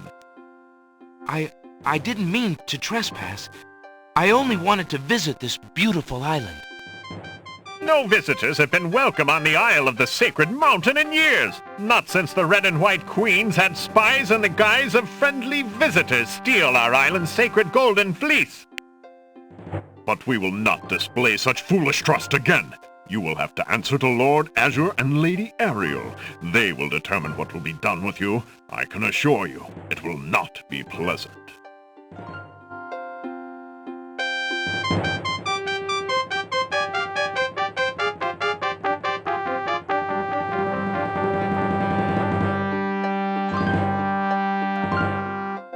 With what trickery did you master the cliffs of logic and reach the city of the Winged Ones?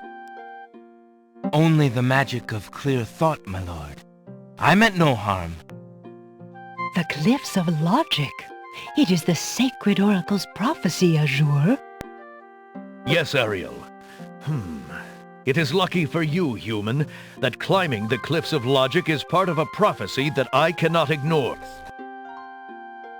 We have just been ordered by Wazir Al-Hazred himself to dispose of any strangers that might land on our fair isle. But the prophecy would have a different fate befall you. The prophecy predicts that whosoever climbs the cliffs of logic will defeat the Minotaur. The Minotaur has violated our sacred catacombs and eats our young in sacrifice. Our own daughter, Lady Celeste, was taken there only this morning as his most recently demanded offering. A dilemma, then. Whom shall I obey in regards to your fate? The Oracle or the Crown? But since Al-Hazred did not dictate how I was to dispose of intruders, and since you cannot possibly survive the catacombs, your imprisonment there should serve both purposes quite admirably. I will not resist you in this, my lord. I shall do my best to save your daughter. First, I must tell you that the catacombs are a labyrinth of rooms, a place of exceeding danger. You will need many tools and clear wits to survive it.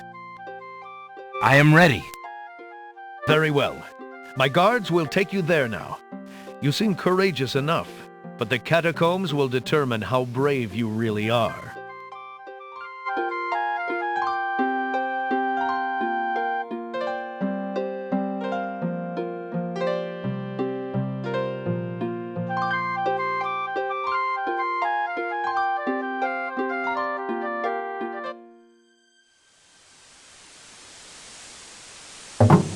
Why did you tell Lord Azure you were ready and willing to face the catacombs? No one is ever ready, and only a fool could be willing.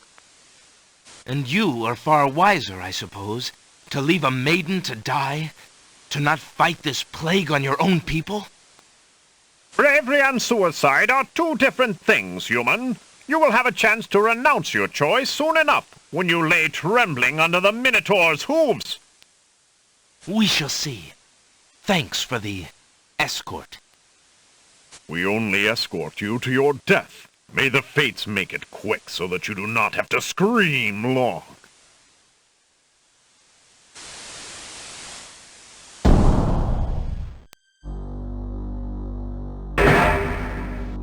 The catacomb's entrance door is locked from the outside by the Winged One's guards. It seems that leaving the catacombs by that door is not an option.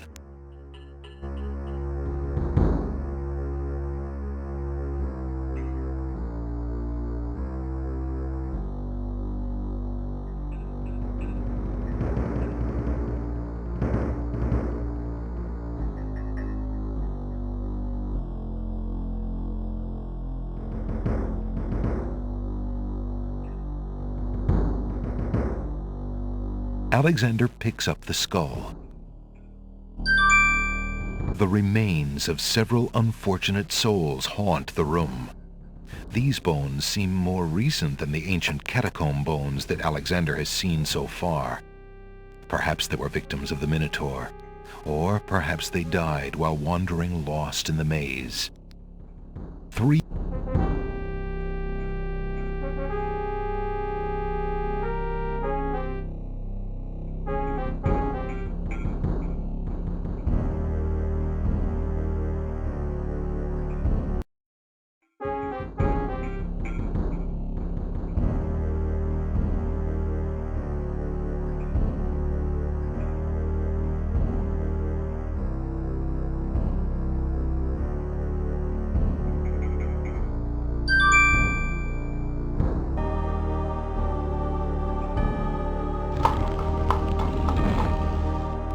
Alexander hears the distant sounds of a wild animal somewhere in the maze of rooms.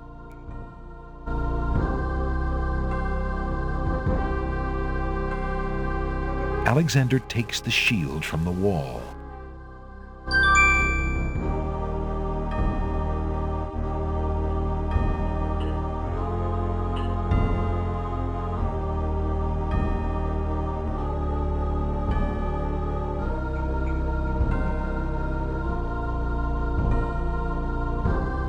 Alexander finds 2 coins on the skeleton's eyes.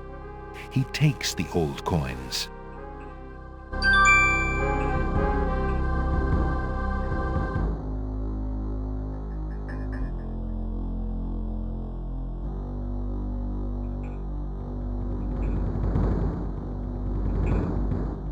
It's a trap.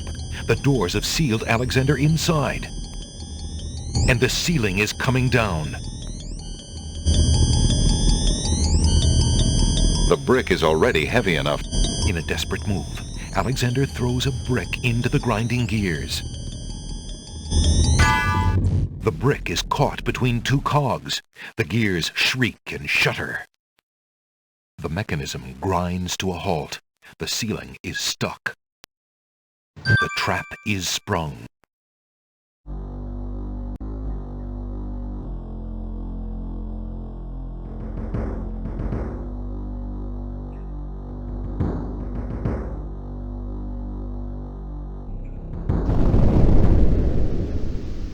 Sounds! A trap floor!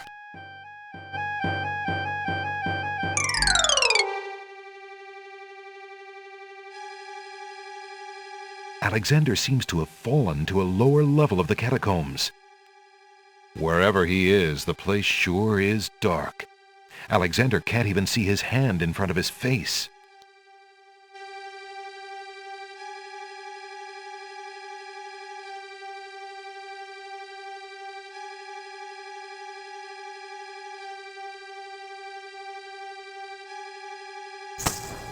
Alexander takes the candle from his tinderbox and uses the flint in the box to light it. Aha! So that's why it's dark in here. A torch is out. Alexander lights the extinguished torch and puts his tinderbox away.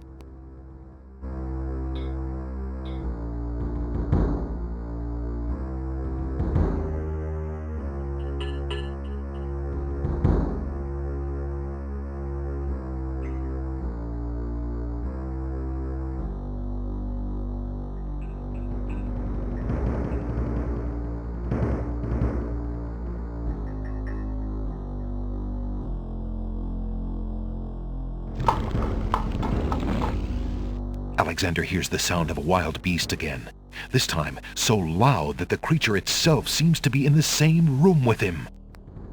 The noises are coming from the other side of the east wall.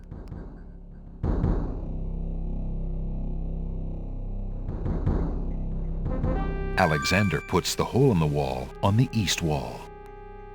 The hole in the wall trembles slightly with dread at the clammy feeling of the stones.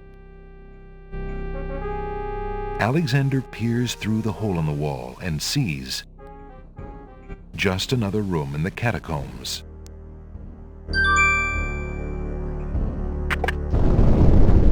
Aha! Not just another room at all.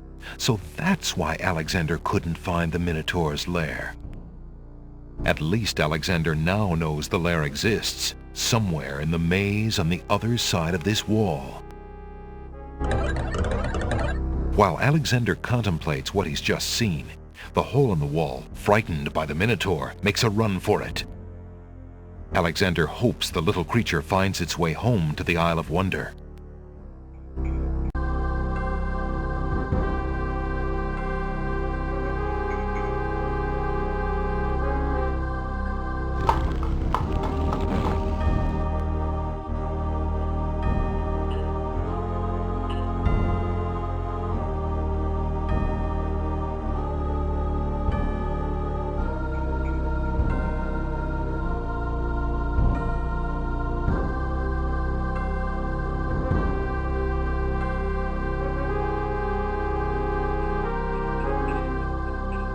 A very beautiful, very dusty tapestry hangs on the wall.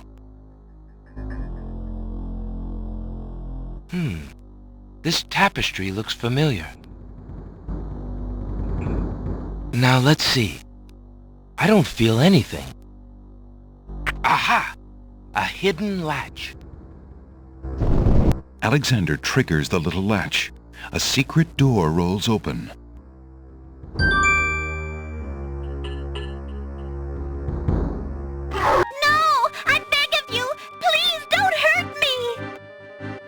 Your struggles are useless. It's the Minotaur, and he's struggling with a Winged One's girl. She must be Lady Celeste.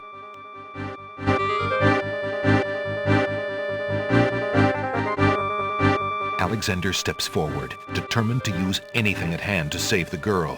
But before he can do anything... You there, human! Help me! Help!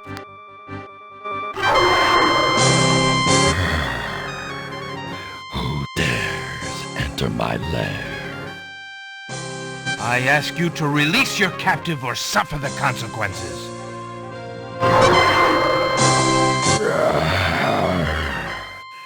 Never. You die, human. As the Minotaur advances in attack, Alexander slowly backs away. Until he can back away no more. Now where to, little man?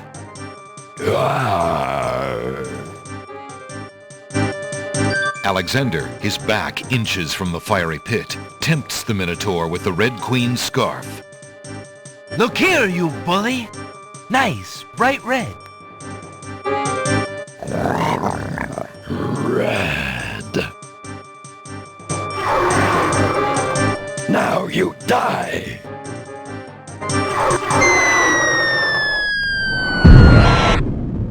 The Minotaur drops from sight amidst the consuming flames. Slowly, his scream fades as well. Have you been harmed, Lady Celeste? Are you all right? No, I am not all right. I assume you do not intend to leave me tied up on this vile monstrosity. Of course not. Sorry. Let's see. If you'll give me a moment, I'll have these untied in no time. I can't wait that long. Look, I wear a small dagger just inside my belt. It should be enough to cut the rope. Oh, all right. I've got it, Lady Celeste. Here we go.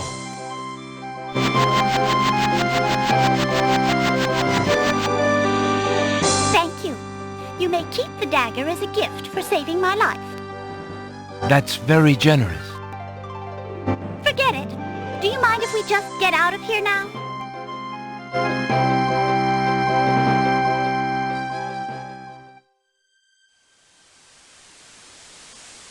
The Winged One's guards, bored with the pointless waiting, are startled by the sound of rock moving against rock.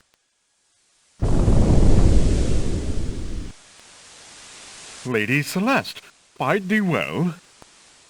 I'm quite well, thanks to the bravery of a mere human. So much for your superior intellects. Yes, milady. Now bring him along. I'm going home.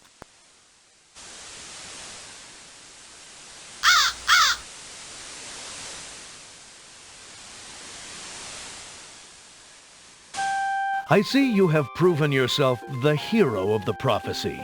Well, I am expected to thank you for saving my daughter's life, so I thank you. I am obliged to thank you for the restoration of our sacred catacombs. It means much to our people. We have already begun the process of clearing the deadly traps from its rooms. It is also my duty to grant you a visit with the Oracle, so this I do. I will grant you the freedom to leave here unharmed, despite my orders to the contrary from the Crown. But there, my obligations to you end. I have no love for Alhazred, but he is my liege, and if Princess Cassima trusts him and wishes to wed him, my guards will take you to the Oracle now. When your time with her is through, I want you to leave the city of the Winged Ones and never return.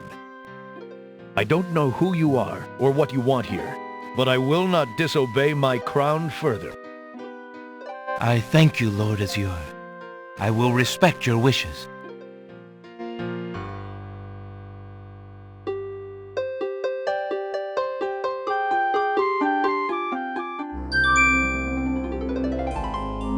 Hail to thee, great oracle. Lord Azure sends you this wingless mail.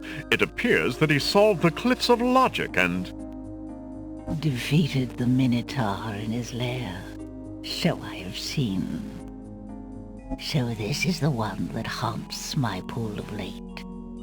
Welcome, young seeker. What knowledge do you desire? Princess Cosima, whatever you can tell me, great oracle. Ah, of course, the princess. That explains my images. Let us see what we can see. I see a maiden, lovely and pure, but surrounded by evil. She is a rose set amidst bitter thorns.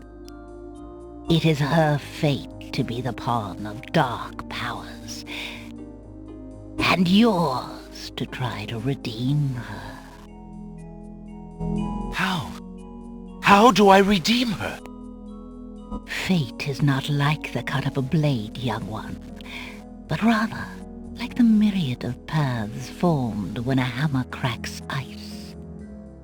I will tell you what I can, but what will actually come to pass is up to you. I see that any attempt to reach the girl will force you into battle, a struggle against a dark force. If you lose, your life will be forfeit. Who must I fight? A great darkness surrounds your adversary, preventing me from seeing clearly. I can only make out the shape of a black cloak. But before this final struggle, I see an infiltration, a dangerous game of hide-and-seek in corridors filled with enemies. The risks are high, but it is the only way to reach the one you seek. There is more than one way into this place. Your choice will dictate much. What else do you see, mighty oracle?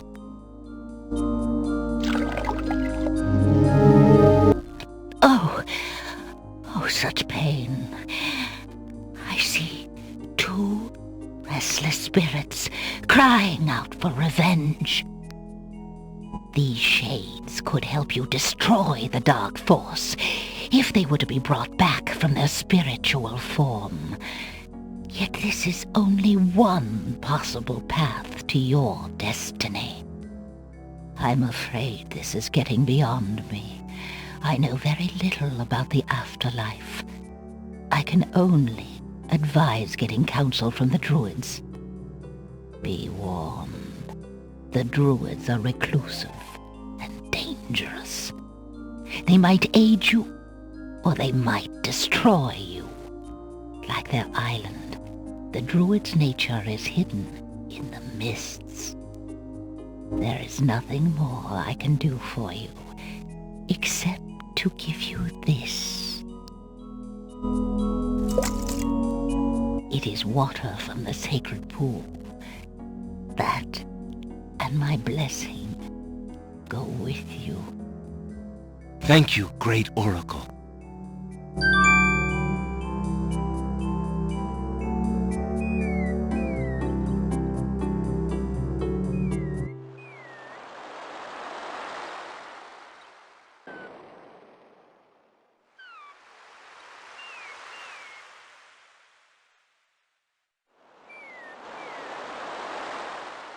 Alexander pulls out his magic map.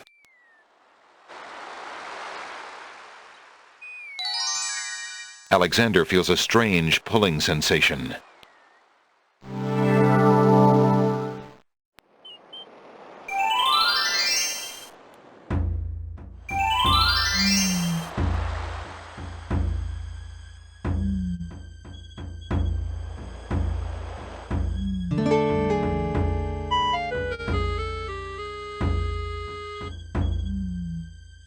Alexander takes the scythe.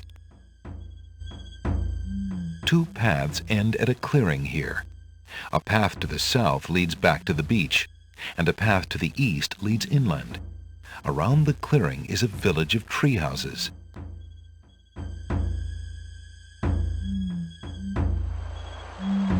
From the northeast come the sounds of mysterious drums and chanting.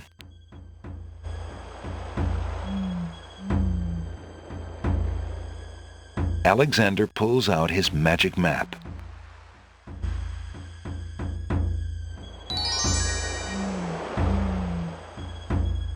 Alexander feels a strange pulling sensation.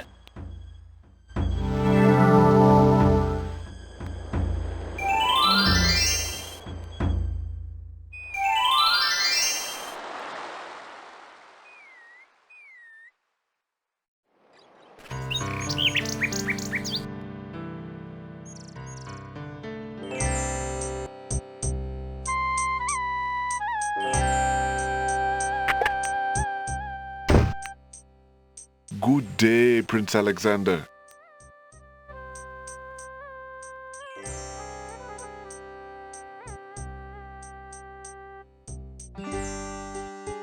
Would you mind if I traded this in? Of course, Prince Alex. Please choose something in exchange for the items on the counter. Alexander looks closely at the items on the counter to make his selection. That mechanical nightingale looks intriguing. I believe I'll take it. Very good, Prince Alex. It is always a pleasure doing business with you. Enjoy the mechanical nightingale and feel free to bring it back anytime. Thank you.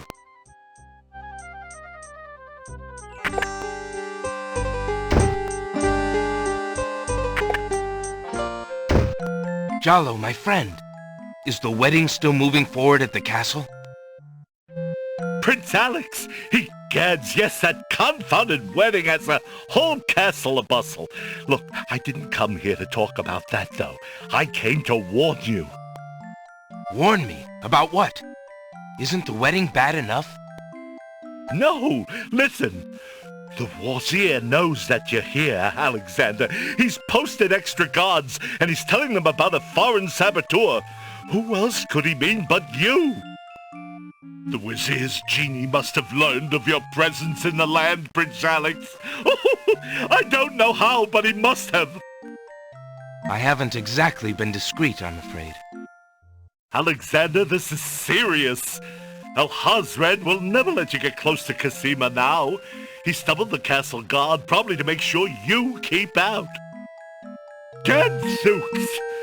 Oh, it's too bad there isn't some way to convince Alhazred that you've left the islands or even died. If he thought you were out of the way, you might be able to get close enough to... What an interesting thought. Tell me more about this genie. The genie's name is Shamir Shamazel. Alhazred brought Shamir with him when he came to this kingdom. Shamir probably won't directly threaten you, but that doesn't mean he isn't dangerous. He can be a terrible trickster and an ingenious spy. It's too bad we can't get our hands on Shamir's lamp. If we had that lamp, Alhazred and all of our problems would be solved. Wouldn't that be a fine thing? You would wish to be master of such a wicked creature? Oh, Shamir isn't necessarily evil. Genies never are, you know. They only reflect their owner's heart, for good or ill. Alhazred is hardly a shining example for an impressionable genie. So how do you propose we go about getting Shamir's lamp? What? Oh, Prince Alex, I was only dreaming. I mean, the lamp is heavily guarded. It would be easier to steal Alhazred's own trousers while he's wearing them than it would be to get that lamp.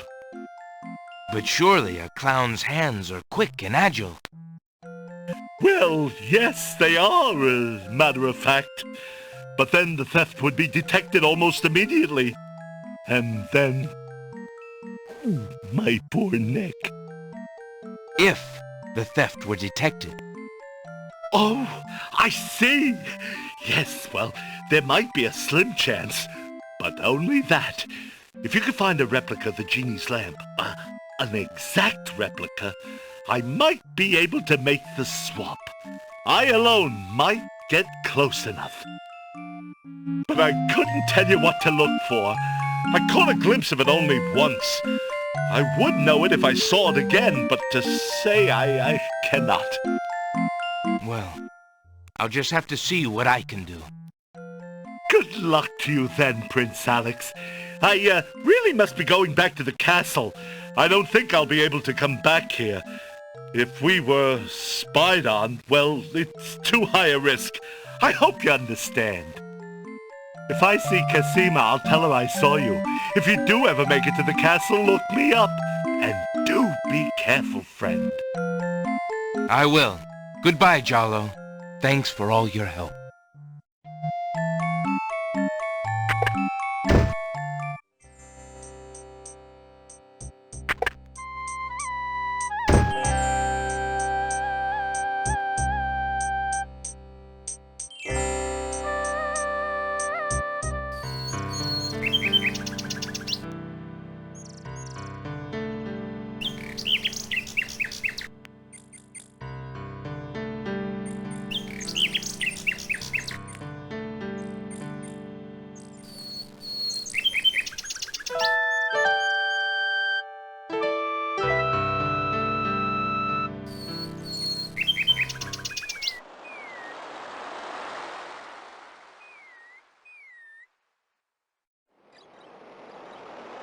Alexander pulls out his magic map.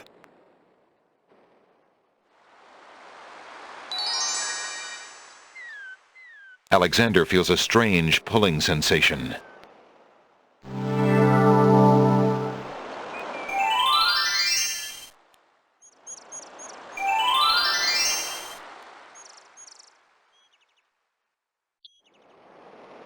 Alexander pulls out his magic map.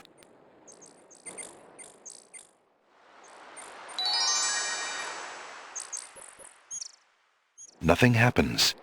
Apparently the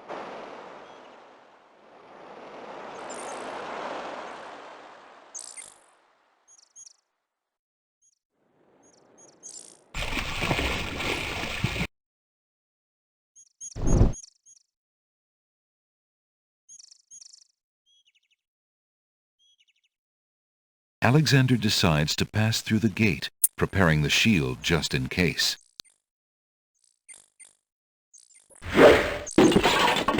The magic arrow completely shatters the shield. Good thing the arrow didn't hit Alexander. Alexander takes a magnificent white rose from the rose hedges.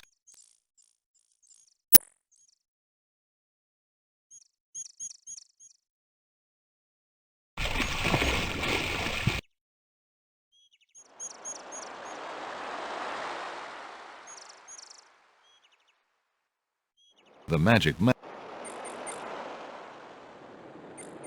Alexander pulls out his... Alexander feels a strange pulling sensation.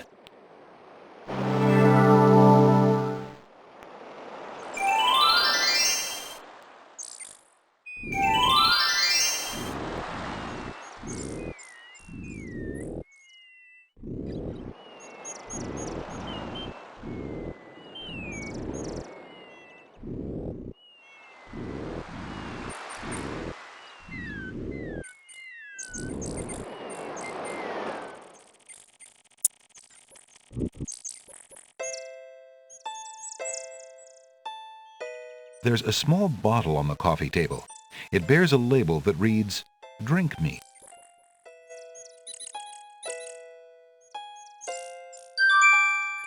Alexander picks up the bottle.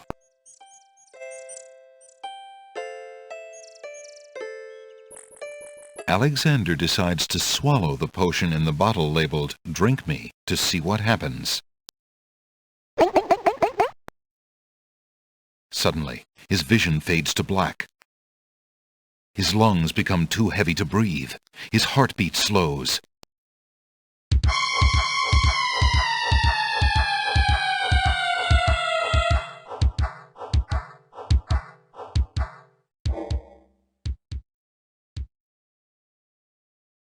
then beats no more.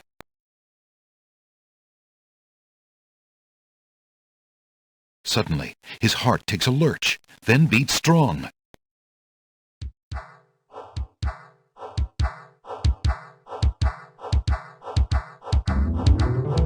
His chest heaves like that of a newborn.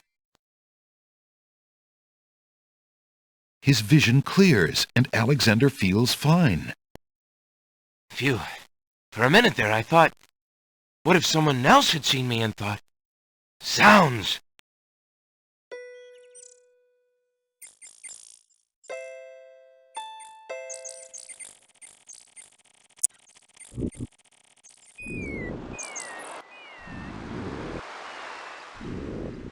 Alexander pulls out his magic map.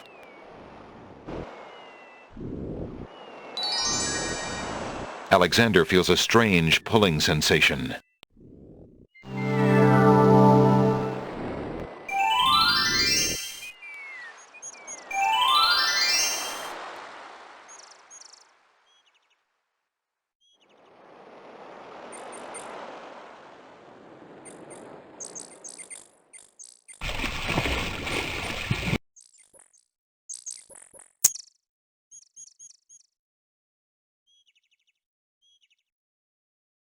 Alexander walks forward, but the rose hedges on either side of the path, sensing an intruder's presence, reach out their vines and blend together. The path is blocked.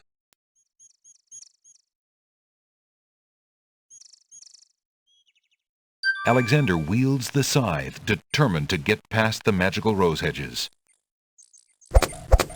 The leaves fly as Alexander tries to cut the branches faster than they can grow back together. He sees light. He's through.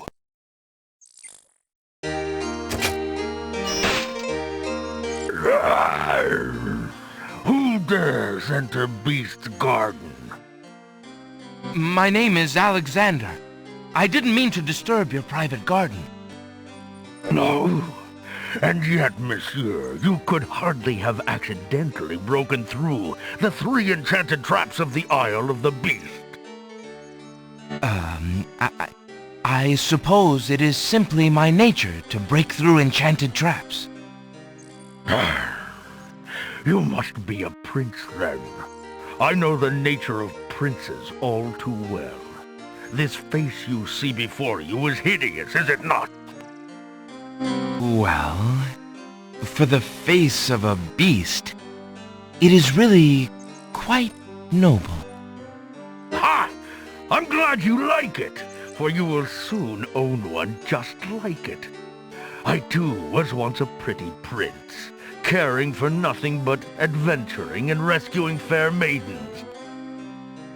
But I rankled one too many evil hags. One dark night, I was turned into this obscenity you see before you, warped in shape and trapped on this enchanted island over 100 years ago. Surely there is a way off this island. Oh, surely. You broke in, did you not? And yet think, where would I go clad so eloquently as I am with this silk and this pelt? You see, my prison is also my sanctuary. You are the first to break through the barriers in lo these many years. That is, except for the druids who stole my heirloom coat of arms. If there's any way I can help. Help? You? I'm afraid you don't understand. The enchanted barriers were a warning and protection for you more than for me. Your prize for forcing your way past them is to join me in this dire life. By the laws of this sorcery, you are doomed to be trapped in the form of a beast. Your reward for broaching this garden is to be my slave, a slave as beastly as I am. You have only a few hours of humanity left. But that's not possible. There must be some way to break the enchantment. Spells always have a weakness somewhere. The enchantment you are under is tied to my own. Or the sorceress left me a way out. but I'm afraid it was only her final bitter joke. You see, I need only find a maiden to join me here, to share my castle, my life, willingly. Take another look at me. You can't help but admire the hag's terrible cruelty and cunning. I shall try to find such a maid, for Casima's sake. Truly? How determined of you. I personally would not waste my last few hours as a man on an impossible errand. However, you may do as you please. I give you this token. It's my family ring, and the only heirloom I have left. If perchance you should... if you think you have found a maid... I shall give her this ring. Yes, she must accept it of her own free will. By doing so, she accepts me. Not that you shall find anyone, mind you. Your time is short. Count the minutes on your fingers while your fingers you have, pretty prince. Your master will await you.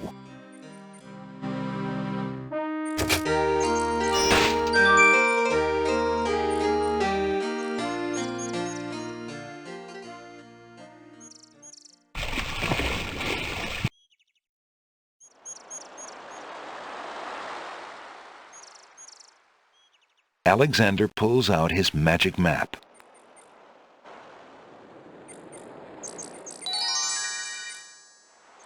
Alexander feels a strange pulling sensation.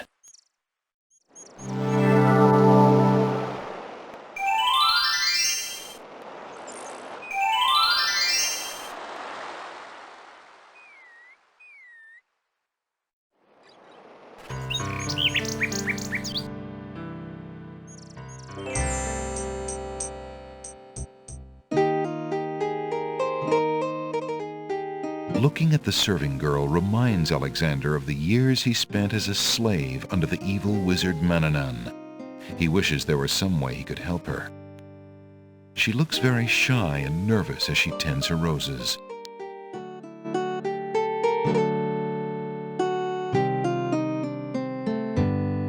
That would serve no purpose. Pardon me, maid. I hope you don't think me forward, but I see that you like roses. I thought you might, perhaps, like a fresh white rose. Alexander can see the conflict in the girl's pretty face as she fights between her distrust of him and her desire for the white rose. The rose wins. Oh, I shouldn't, sir, but it is so lovely. I've never seen a rose of white. It looks so pale and delicate. Wherever did you find one of such a color? There are many hedges of them on the Isle of the Beast, and they grow together like magic. Oh, truly? What an adventure that must be to see them. But I should not speak so, especially to a stranger. Thank you for the rose, though, kind sir.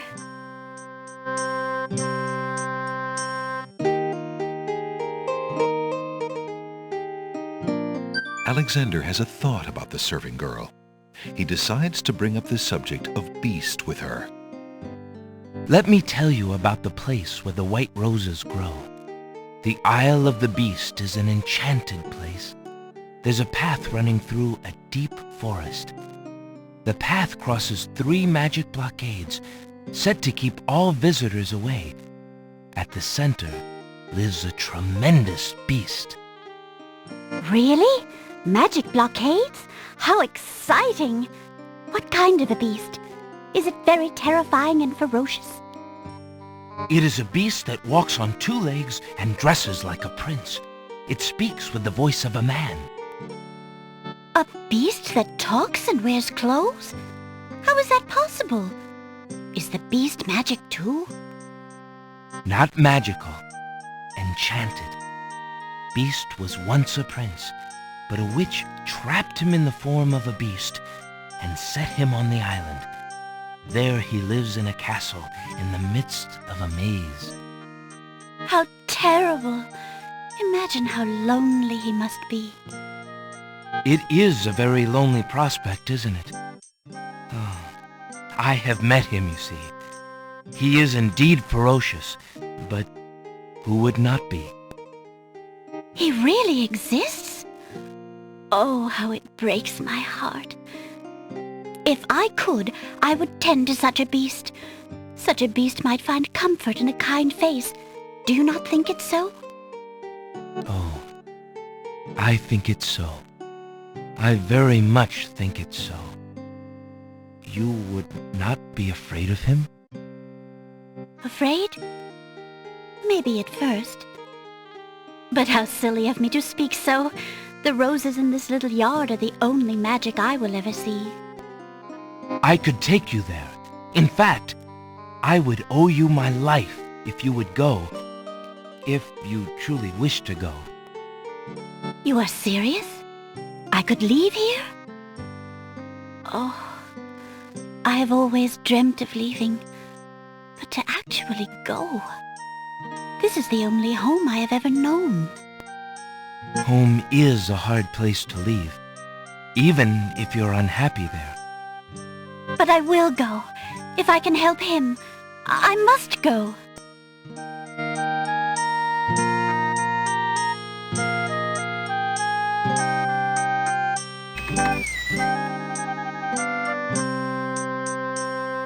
Is there nothing you wish to take with you? There is nothing. Then take this ring. It is his.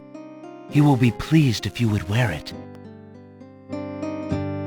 Why, it's the most beautiful thing I have ever seen. Thank you kindly, sir. Beauty! Where do you think you're going? To a place where roses grow, and to someone who truly needs me.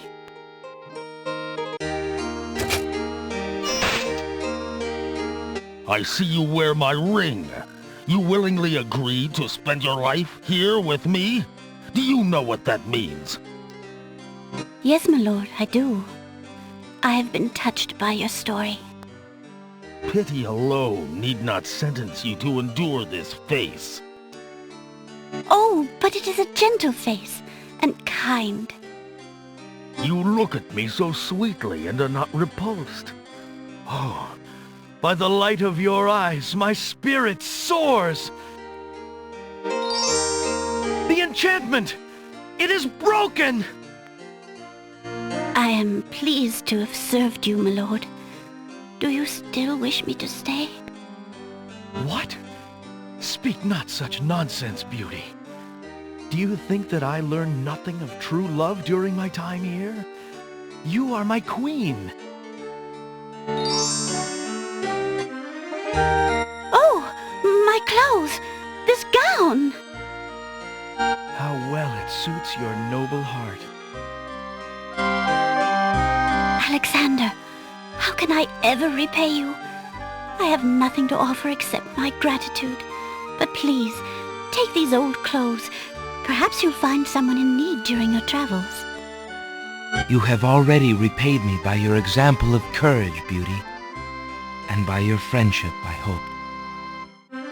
You will always have our friendship and loyalty, Prince Alexander. But from a fellow adventurer, take some advice. If you find your true love, protect her with your life. Fear all beasts without the redeeming humanity of love. And to aid you, accept my mirror. Now that my life is no longer hung in false shadows, I have no need for it. Give it to someone with nothing to fear from the truth it reveals. Thank you. I wish you both well. Come, Beauty. Let me take you home.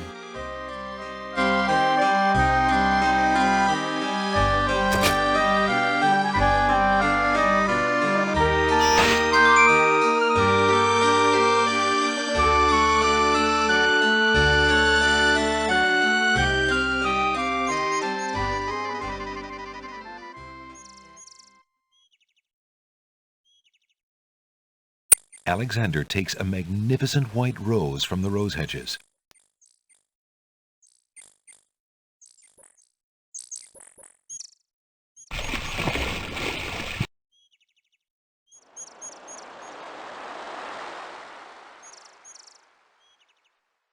Alexander pulls out his magic map.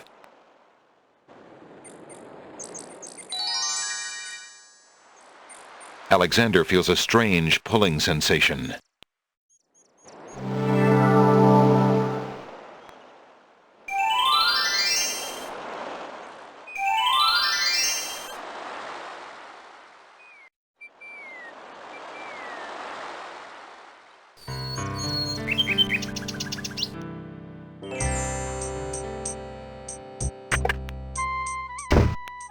Good day, Prince.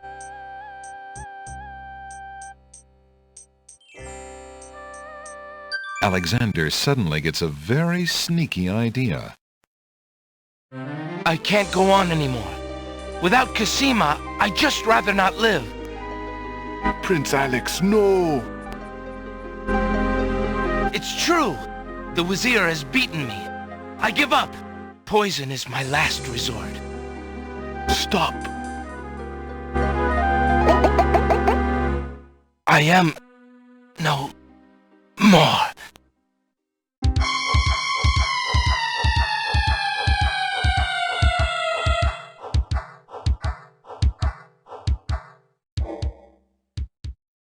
Oh, what a waste. The poor young fool. He's dead. He's dead. Wait until Abdul hears. He'll be so pleased.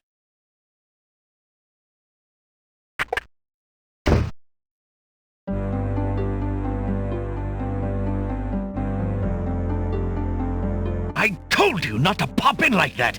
You can learn to knock like everybody else. Sorry, Master. I couldn't help myself. I have great news. Well, what is it? Prince Alexander is dead. He killed himself in despair over losing Cosima. What? Are you positive? That young man has proven to be most devious. I saw the whole thing myself, Master. He was really and truly quite dead. If what you say is true, it shall be most convenient. You've spent enough time on that little irritant. We must start thinking about the wedding. Anything, Master? Oh, I do love weddings. Well, we do want you to look your prettiest, don't we? Now, Shamir Shamazel, to the lamp with you. Prepare yourself, as we discussed.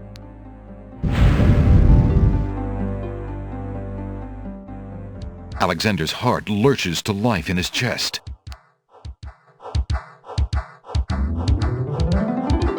Prince Alex! But you were...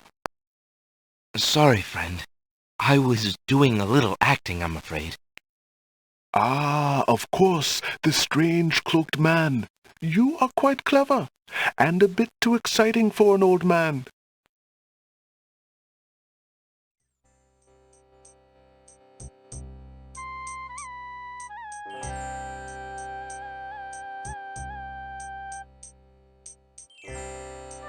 If Alexander wants to exchange one of his possessions for an item in the pawn shop, he'll have to arrange it with the pawn shop owner first by showing him the object for trade.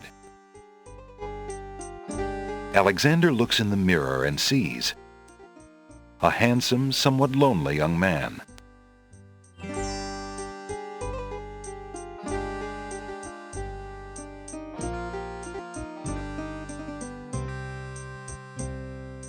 Alexander is carrying a message from his beloved Cosima.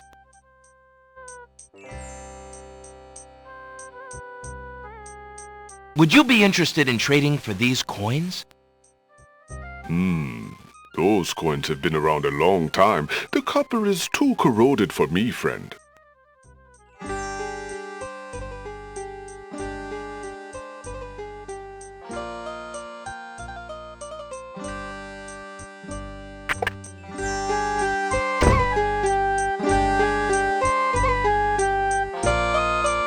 Excuse me, peddler, but I have an old lamp that might interest you. An old lamp. And what a nice traditional design, too. Take your pick of my new lamps.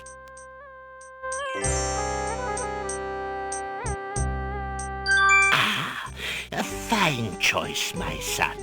Here is your new lamp. Good day, and I thank you, sir. Good day.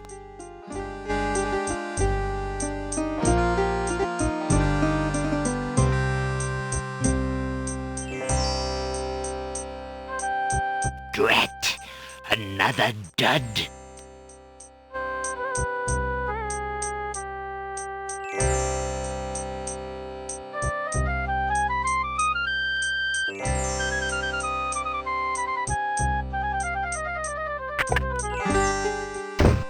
Hello? Now, what can...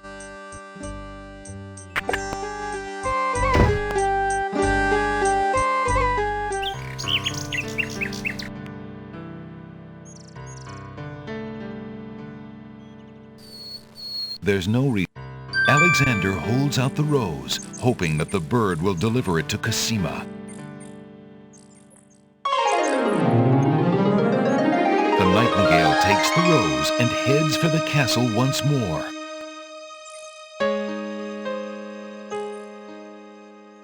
A white rose, how beautiful. It must be from Alexander. How I wish that I could see him with my own eyes, but Abdul will never allow it. He only risks capture by sending me these things, dear to my heart though they are. Fly elsewhere, my pretty friend. Do not endanger Prince Alexander again by taking tokens from his hand. Forgive me, Alexander, and forget me. I cannot return your love, for fear that I shall never leave this castle again.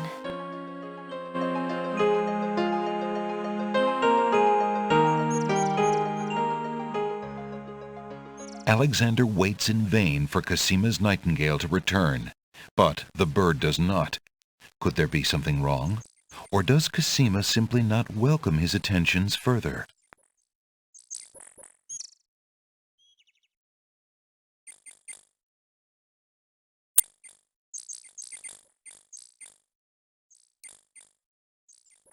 A group of serving women approach the castle. Ah, Wolf! More serving women! The castle staff is certainly busy today! Aye, Gruff! Get a move on there, wenches! There's plenty of work left to do before the wedding! Yes, Sergeant Gruff.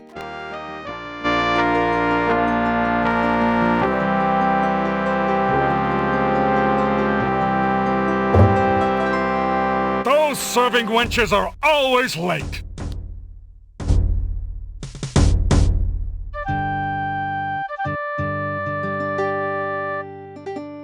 Taking his cue from the serving women he's seen enter the castle, Alexander decides to try a few alterations to make himself more acceptable to the guards. He ducks into the little hut to put on Beauty's clothes. Feeling a little foolish, Alexander slips Beauty's old slave clothes on over his own. Imagine if Cosima saw him like this. Well, here we go.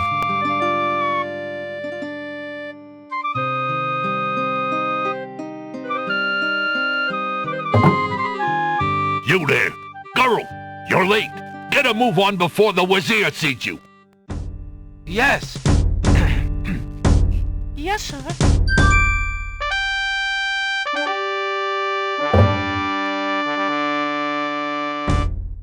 The castle guards lock the main entrance doors behind Alexander.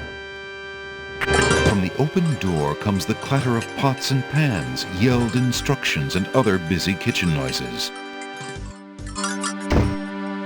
Girl, don't just stand there. There's a stack of silver almost to the ceiling that needs polishing for the wedding. Get a move on!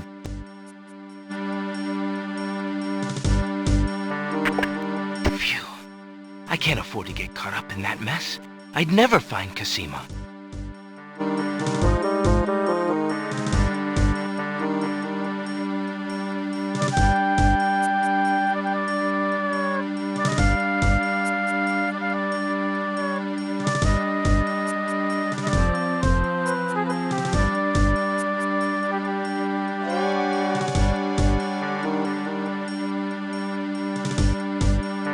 By Cerebus collar, I'll be glad when this wedding is over. Bay, I'm getting mighty tired of this patrol. It's wearied me to the bones. I couldn't agree with you more, Wolf. Who'd have thought we'd ever have to listen to Princess Cassima crying all day long and be ordered to ignore it yet? Something sticks in my craw about the whole thing. The Wazir says that the princess is not herself. Says she's half mad with grief over her parents' death. I can see it. The poor mite. But still. I agree. It seems cruel to lock her up when she's so heartbroken. Let her out in the fresh air, I say. It'll do her a world of good. Aye. Well, she insisted on the mourning period, and it's up today. Thank the stars. It's too bad we couldn't find that nightingale of hers. The Wazir says she's been pining for it. Humph. If I had an ounce of luck, I'd have found it weeks ago. Not only would it cheer up the princess, but the reward the Wazir's offered for it would make me pretty happy too, doggone it. Oh, well, our luck will definitely be out if the Wazir catches us snapping our jaws at our post. Sorry, Wolf. I'll keep my muzzle shut.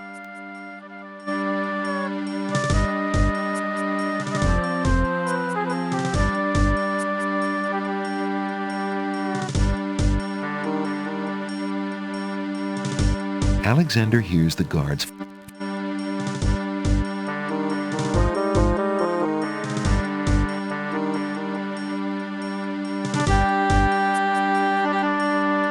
The guards pass the pillar, and Alexander sighs in relief.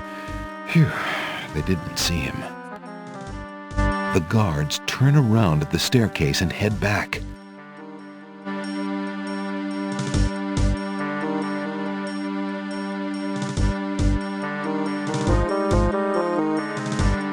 Phew, that was a close one.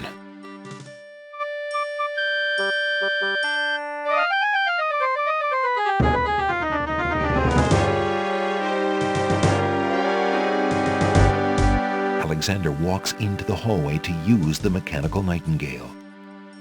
Alexander winds the mechanical nightingale and places it strategically on the floor of the upstairs hallway.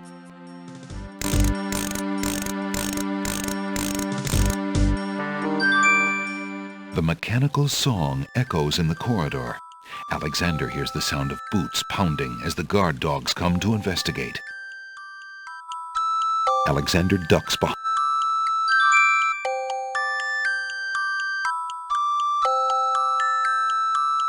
Look at this, Wolf. A metal bird. Sure is, Bay. How do you suppose a metal bird got in here? You got me, but there's something weird about it. Hey, could this be Cassima's nightingale, do you think? What, you lapdog? The princess's nightingale isn't some tin thing. How do you know? Have you seen it? Well, no, but... I don't know, Bay. Humans can be pretty strange. With their sense of smell, maybe she wouldn't even know it wasn't real.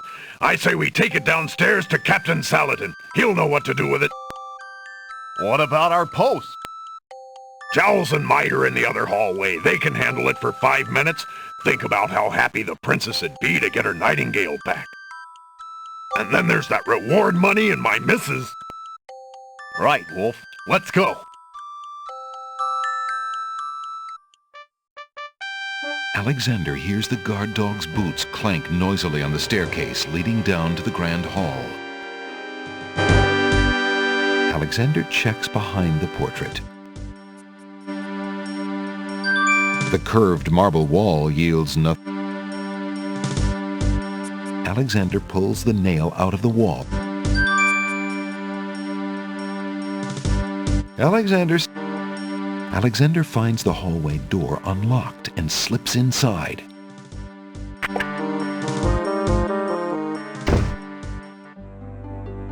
Alexander opens the ebony box and looks inside. Inside the ebony box is a piece of paper with the word Zebu printed on it. There's an old bottle of black ink among the box's trinkets.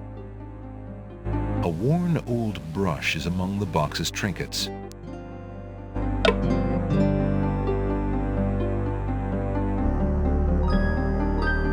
Alexander wiggles the nail in the trunk's lock until he hears a click. Alexander opens the trunk. Alexander picks up the most recent letter and examines it.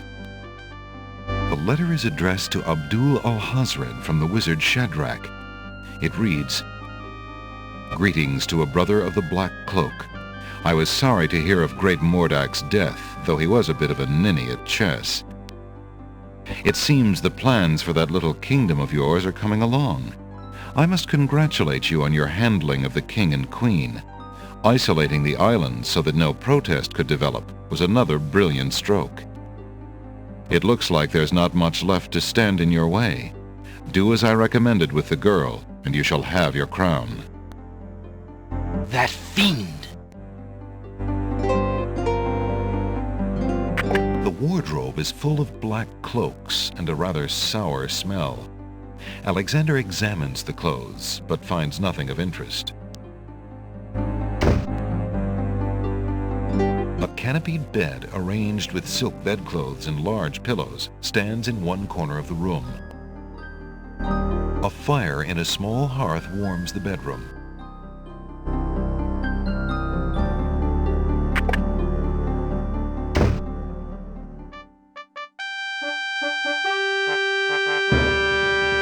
Alexander puts the... Alexander...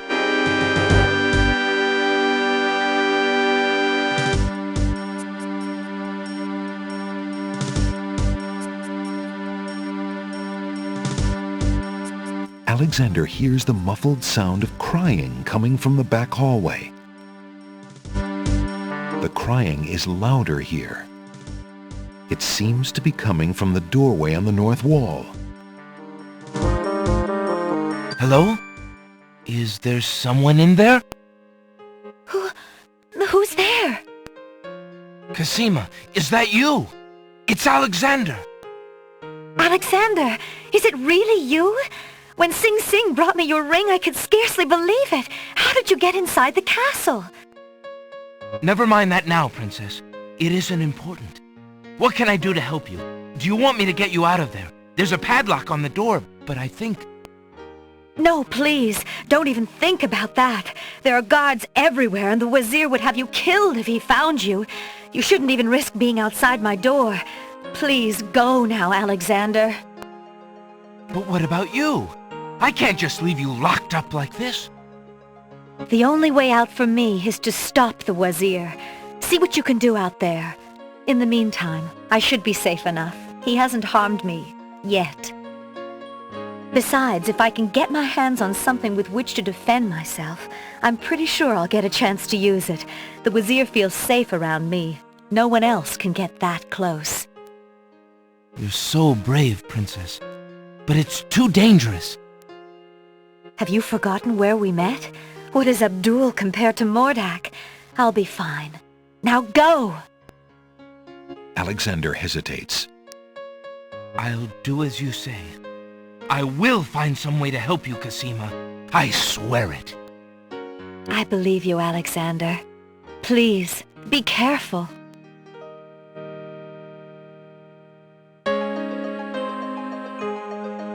Cosima, take this small dagger. It's not much, but perhaps it will prove useful to you. Oh, thank you, Alexander. I'm sure it will help.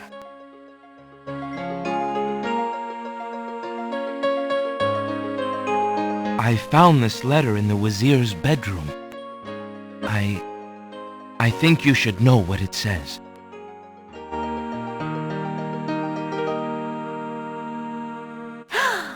I can't believe it. Oh, I had my suspicions, but this confirms everything. Alexander, you must take the letter. You might have a chance to show it to someone who can help you stop the Wazir.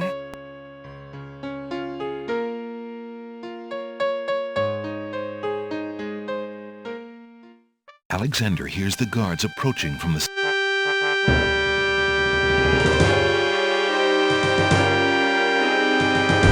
If you didn't have the brain of a cat wolf, you'd have known that mechanical nightingale wasn't Casima's nightingale. I was all for staying on patrol, but you wanted to show that thing to Saladin. Well, at least the captain wasn't too mad. He's a good honest dog, Saladin is. I, wish the same could be said for our... Hush! Do you want to be dazzled, you fool? Somewhere nearby, a door opens. Greetings, Shamir, sir. A petulant voice snaps a response at the guards. The wedding is about to begin. Make sure everything is secure. Yes, sir. Footsteps retreat down the hall towards the back hallway. Alexander hears the distant sounds of chains rattling. A door opens. There's a small commotion and a woman's sharp cry. Casima! Gradually, the sounds fade away off to the east. All is silent. If it weren't for him being the Wizier's page and all, I'd have something to say about that. Wonder where he's taking her. The wedding's the other way. You never know with that one. He's always showing up when he shouldn't be and going where he oughtn't. Let's go check it out.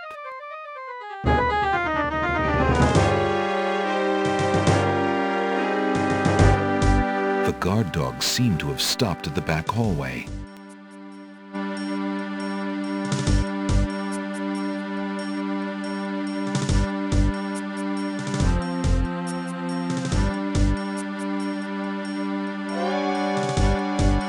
From downstairs, Alexander hears the first wafting strains of music. It's beautiful music. It's wedding music. Alexander looks cautiously around the grand hall, but there are no guard dogs to be seen.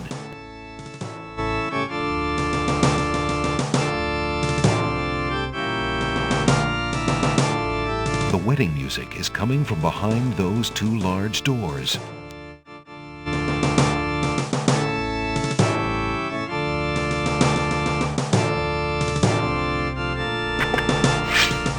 Prince Alexander, here, the Vizier will have my head for allowing you within a mile of the royal wedding. Since you are of noble birth, I will give you 5 seconds to explain your presence here before killing you. I warn you, it had better be good. Wait.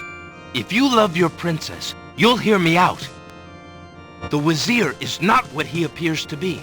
Casima is in terrible danger. I have proof that this is so. For your princess's sake, you must believe me. Let me see that. Saladin reads the letter, his sword point still against Alexander's throat. Alexander watches the guard dog's noble face darken with rage. This is treason. I'll have his throat. But how do I know this letter is not a forgery? You could have written this yourself. But I did not. Have you no doubts of your own about Ahazred? Don't you see? All he wants is the crown. Casima is being coerced. We must stop the wedding. It is true. I have had my suspicions about the Vizier, especially when King Califim and Queen Alaria died. But I have seen Casima with him several times. She appears to be quite happy, even enthusiastic. I don't believe she could love him if he truly were so wicked. I cannot believe for a moment that she loves that snake. A jilted lover would not believe it. But come, see for yourself. The captain of the guard leads Alexander into the throne room, where a ceremony seems to be in progress. Alexander feels his blood run cold at the sight. I, Casima, declare Abdul al-Hazred as my lawful and beloved husband and king of this realm. But, Casima, what are you saying? Do you still claim that the princess is being forced? Perhaps it's you that's the danger, as the Vizier has said. Casima, stop!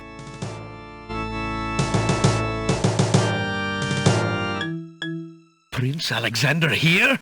This is an outrage! How dare you allow this traitor to get past you, Saladin? You stupid mutt! Can't you even keep the castle free of assassins during your own princess's wedding? Kill him! Kill him now! Lord Alhazred, with all due respect, you are not quite king yet, and this is a wedding ceremony, not an execution. What? How dare you contradict me, you flea-bitten mongrel! I gave a direct order. Obey me, or feel my wrath. Milady, I apologize for my behavior, but I am yours to command in all things. I wanted merely to hear your own wishes from your own lips. Tell me what it is that you wish me to do with this young man, and I will obey. Why, Captain, you heard my dear Abdul. If he wishes this atrocious young man's death, then I want nothing more than to see him get his wish. Obey thy liege now and always. As you wish, Princess.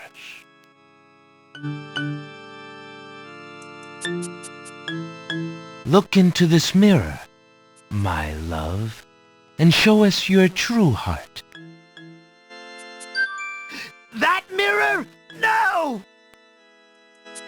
The lovely image of Casima suddenly bursts into smoke and is replaced by the Wazir's genie. Shamir, you fool! It's not my fault, Master! The illusion was broken! Treason! What have you done with the princess? Enraged, Saladin and the other guard dogs begin advancing on the Wazir. You worthless genie! Do something!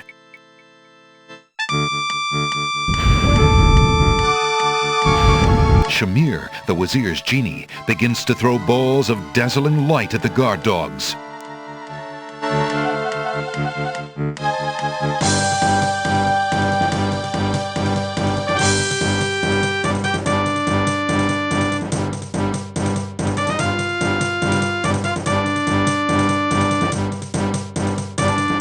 Alexander, be careful! Alhazred has a sword!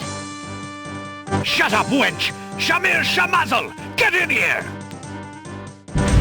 Here I am, Master! It's about time, you bumbling fool! How could you let him follow me? Well, there were the guard dogs, Master, and then... Never mind! Just kill him! Kill him now! As you wish, Master. Razzle, dazzle, snap and snazzle!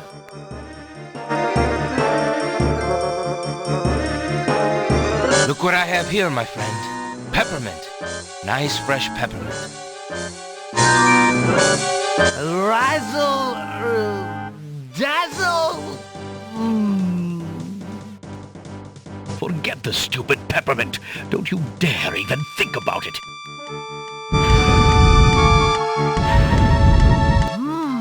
Mint!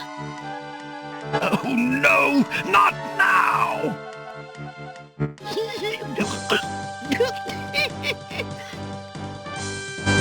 Do something! Shamir Shamazel!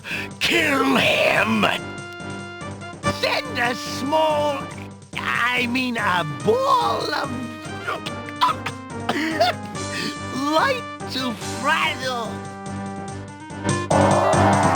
Dazzle Ball goes wild. Oh! Oh! You killed my genie! You idiot! Don't you know how valuable he was, you fool? I'll kill you myself for that outrage. So shall it be, Alhazred. I'm ready. desperation, Alexander fixes upon the only weapon in sight. Zounds! This sword must weigh a ton. Good. Then you shall only fail sooner, my prince. So, the mouse would bite? This mouse shall bite, as you shall soon see. Or should I say, soon feel? Ha! You can barely lift that sword, my prince. Better to lay it down now. I promise to dispatch you with little pain. A tempting offer, but I think I'll wait and see what this sword can do. Suit yourself.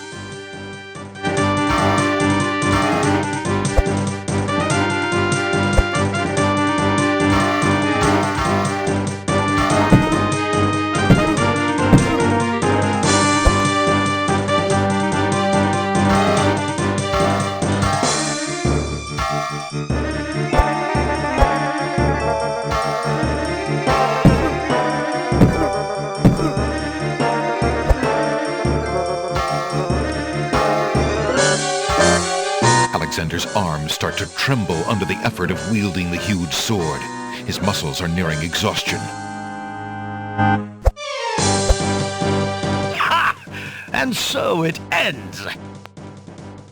Not if I can help it, you murderer! Cosima thrusts the small dagger into Alhazred's shoulder with all her might. Ah! You dare raise a finger to me? You will regret that, princess.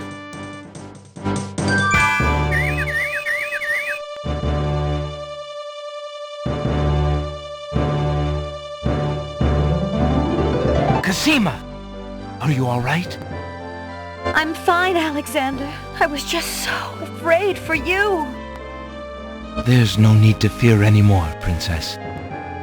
Yes, I know. How can I ever repay you? For myself, for my kingdom. It was not in me to let harm come to you. Can you find it in you, Princess, to give me more than your gratitude? Alexander, what are you saying? I love you, Cosima. Would you ever consider... Do you think you could... marry me? Could you ever have doubted it, my prince?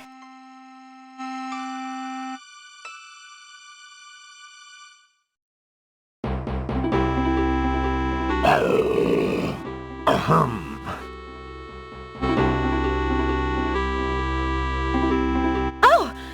Guards! Princess Cosima, are you well? I'm quite well, thank you. Please take Abdul and put him in the dungeon. See to it that he gets a doctor. Yes, Majesty.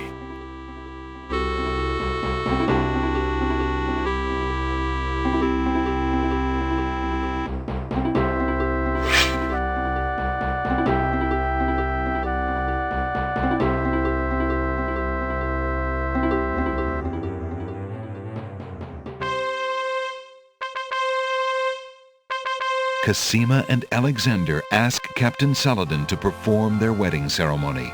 Saladin is honored to do so. On this historical day of great joy in the land of the Green Isles, we witness the union of Cosima, beloved princess of this realm, and Alexander, Prince of Daventry. Do you, Prince Alexander of Daventry, take Princess Cosima to be your wife, to love and to cherish for as long as you both shall live? I do. And do you, Princess Cosima of the land of the Green Isles, take Prince Alexander to be your husband, to love and to cherish for as long as you both shall live? I do. Do you have a ring? I have Alexander's royal insignia ring. Very good. Please place the ring on Cosima's finger.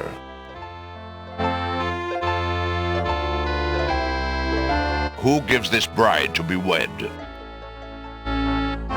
That would be me. In the name of King Caliphim, beloved friend, I give his daughter Cassima in wedlock. Thank you, Jalo. Since the groom has no family present, I will speak on his behalf. Alexander, your union with this woman is sanctioned and recognized in the eyes of the community. Thank you, Saladin. Then, Alexander and Cassima, I now pronounce you man and wife. You may kiss the bride. Hooray! Hooray! Hooray!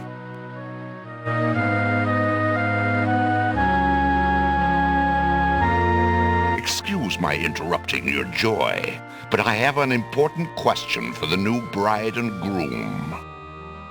What is it, Saladin? Alexander, Alhazred hurt this little kingdom nearly to the point of destroying all that we stand for. But you are true and good, and have proven yourself to all the people. Thank you, Captain. King Caliphim and Queen Alaria are gone, and can never be restored. Alhazred has, thankfully, been banished. But we are leaderless. I believe you too can heal this small kingdom from all the damage that Alhazred has inflicted upon it. Will you too, Alexander and Cassima, consider becoming the ruling king and queen? Why, I'm honored. What do you think, Cassima? I love my homeland, Alexander. I would be happy to stay and serve it all my days. I wish my father were here so that I could ask his advice. I will miss him, and my mother and sister, and Daventry. But I love you, Cassima, and I do feel at home here. Somehow, this land and I seem to suit each other. I don't know what kind of king I'll make, but I accept. Oh, Alexander, I'm so happy. If only my parents could have been alive to see this day, my joy would be complete. I'm sorry I could not spare you that grief, beloved. King Alexander, there is a long road ahead. The ferry must be repaired before we can reunite the islands. Unfortunately, the islands are still feuding. It will take some time and great diplomacy to convince them to reunite and stop fighting each other. Yes, Alexander. We will have to try to discover how Alhazred managed to make them hate each other so that we can undo what he has done. Now let us celebrate our good fortune. The evil that has plagued this land is done, and a new reign begins. Long live King Alexander and Queen Cassima. Long live King Alexander! Long live Queen Cassima! Long live the land of the Green Isles! Hooray! Hooray! Hooray!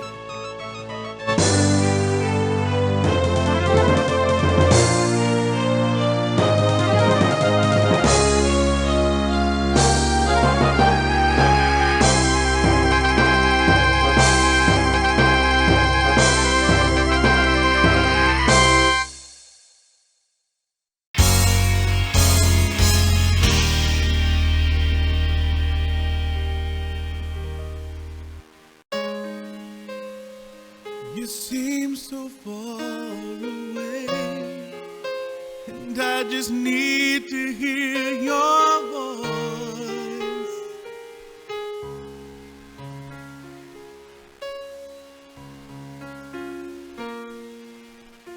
I just need to hear you say, if you would have me go or stay.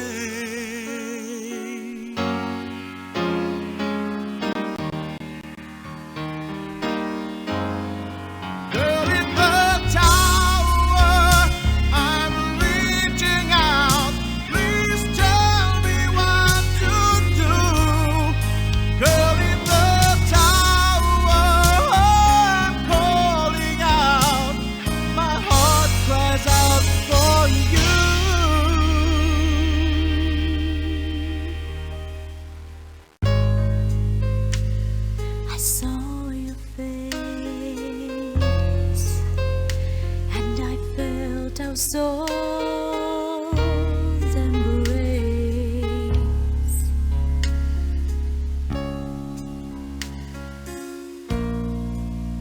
If it's not meant to be this way, why do you haunt me night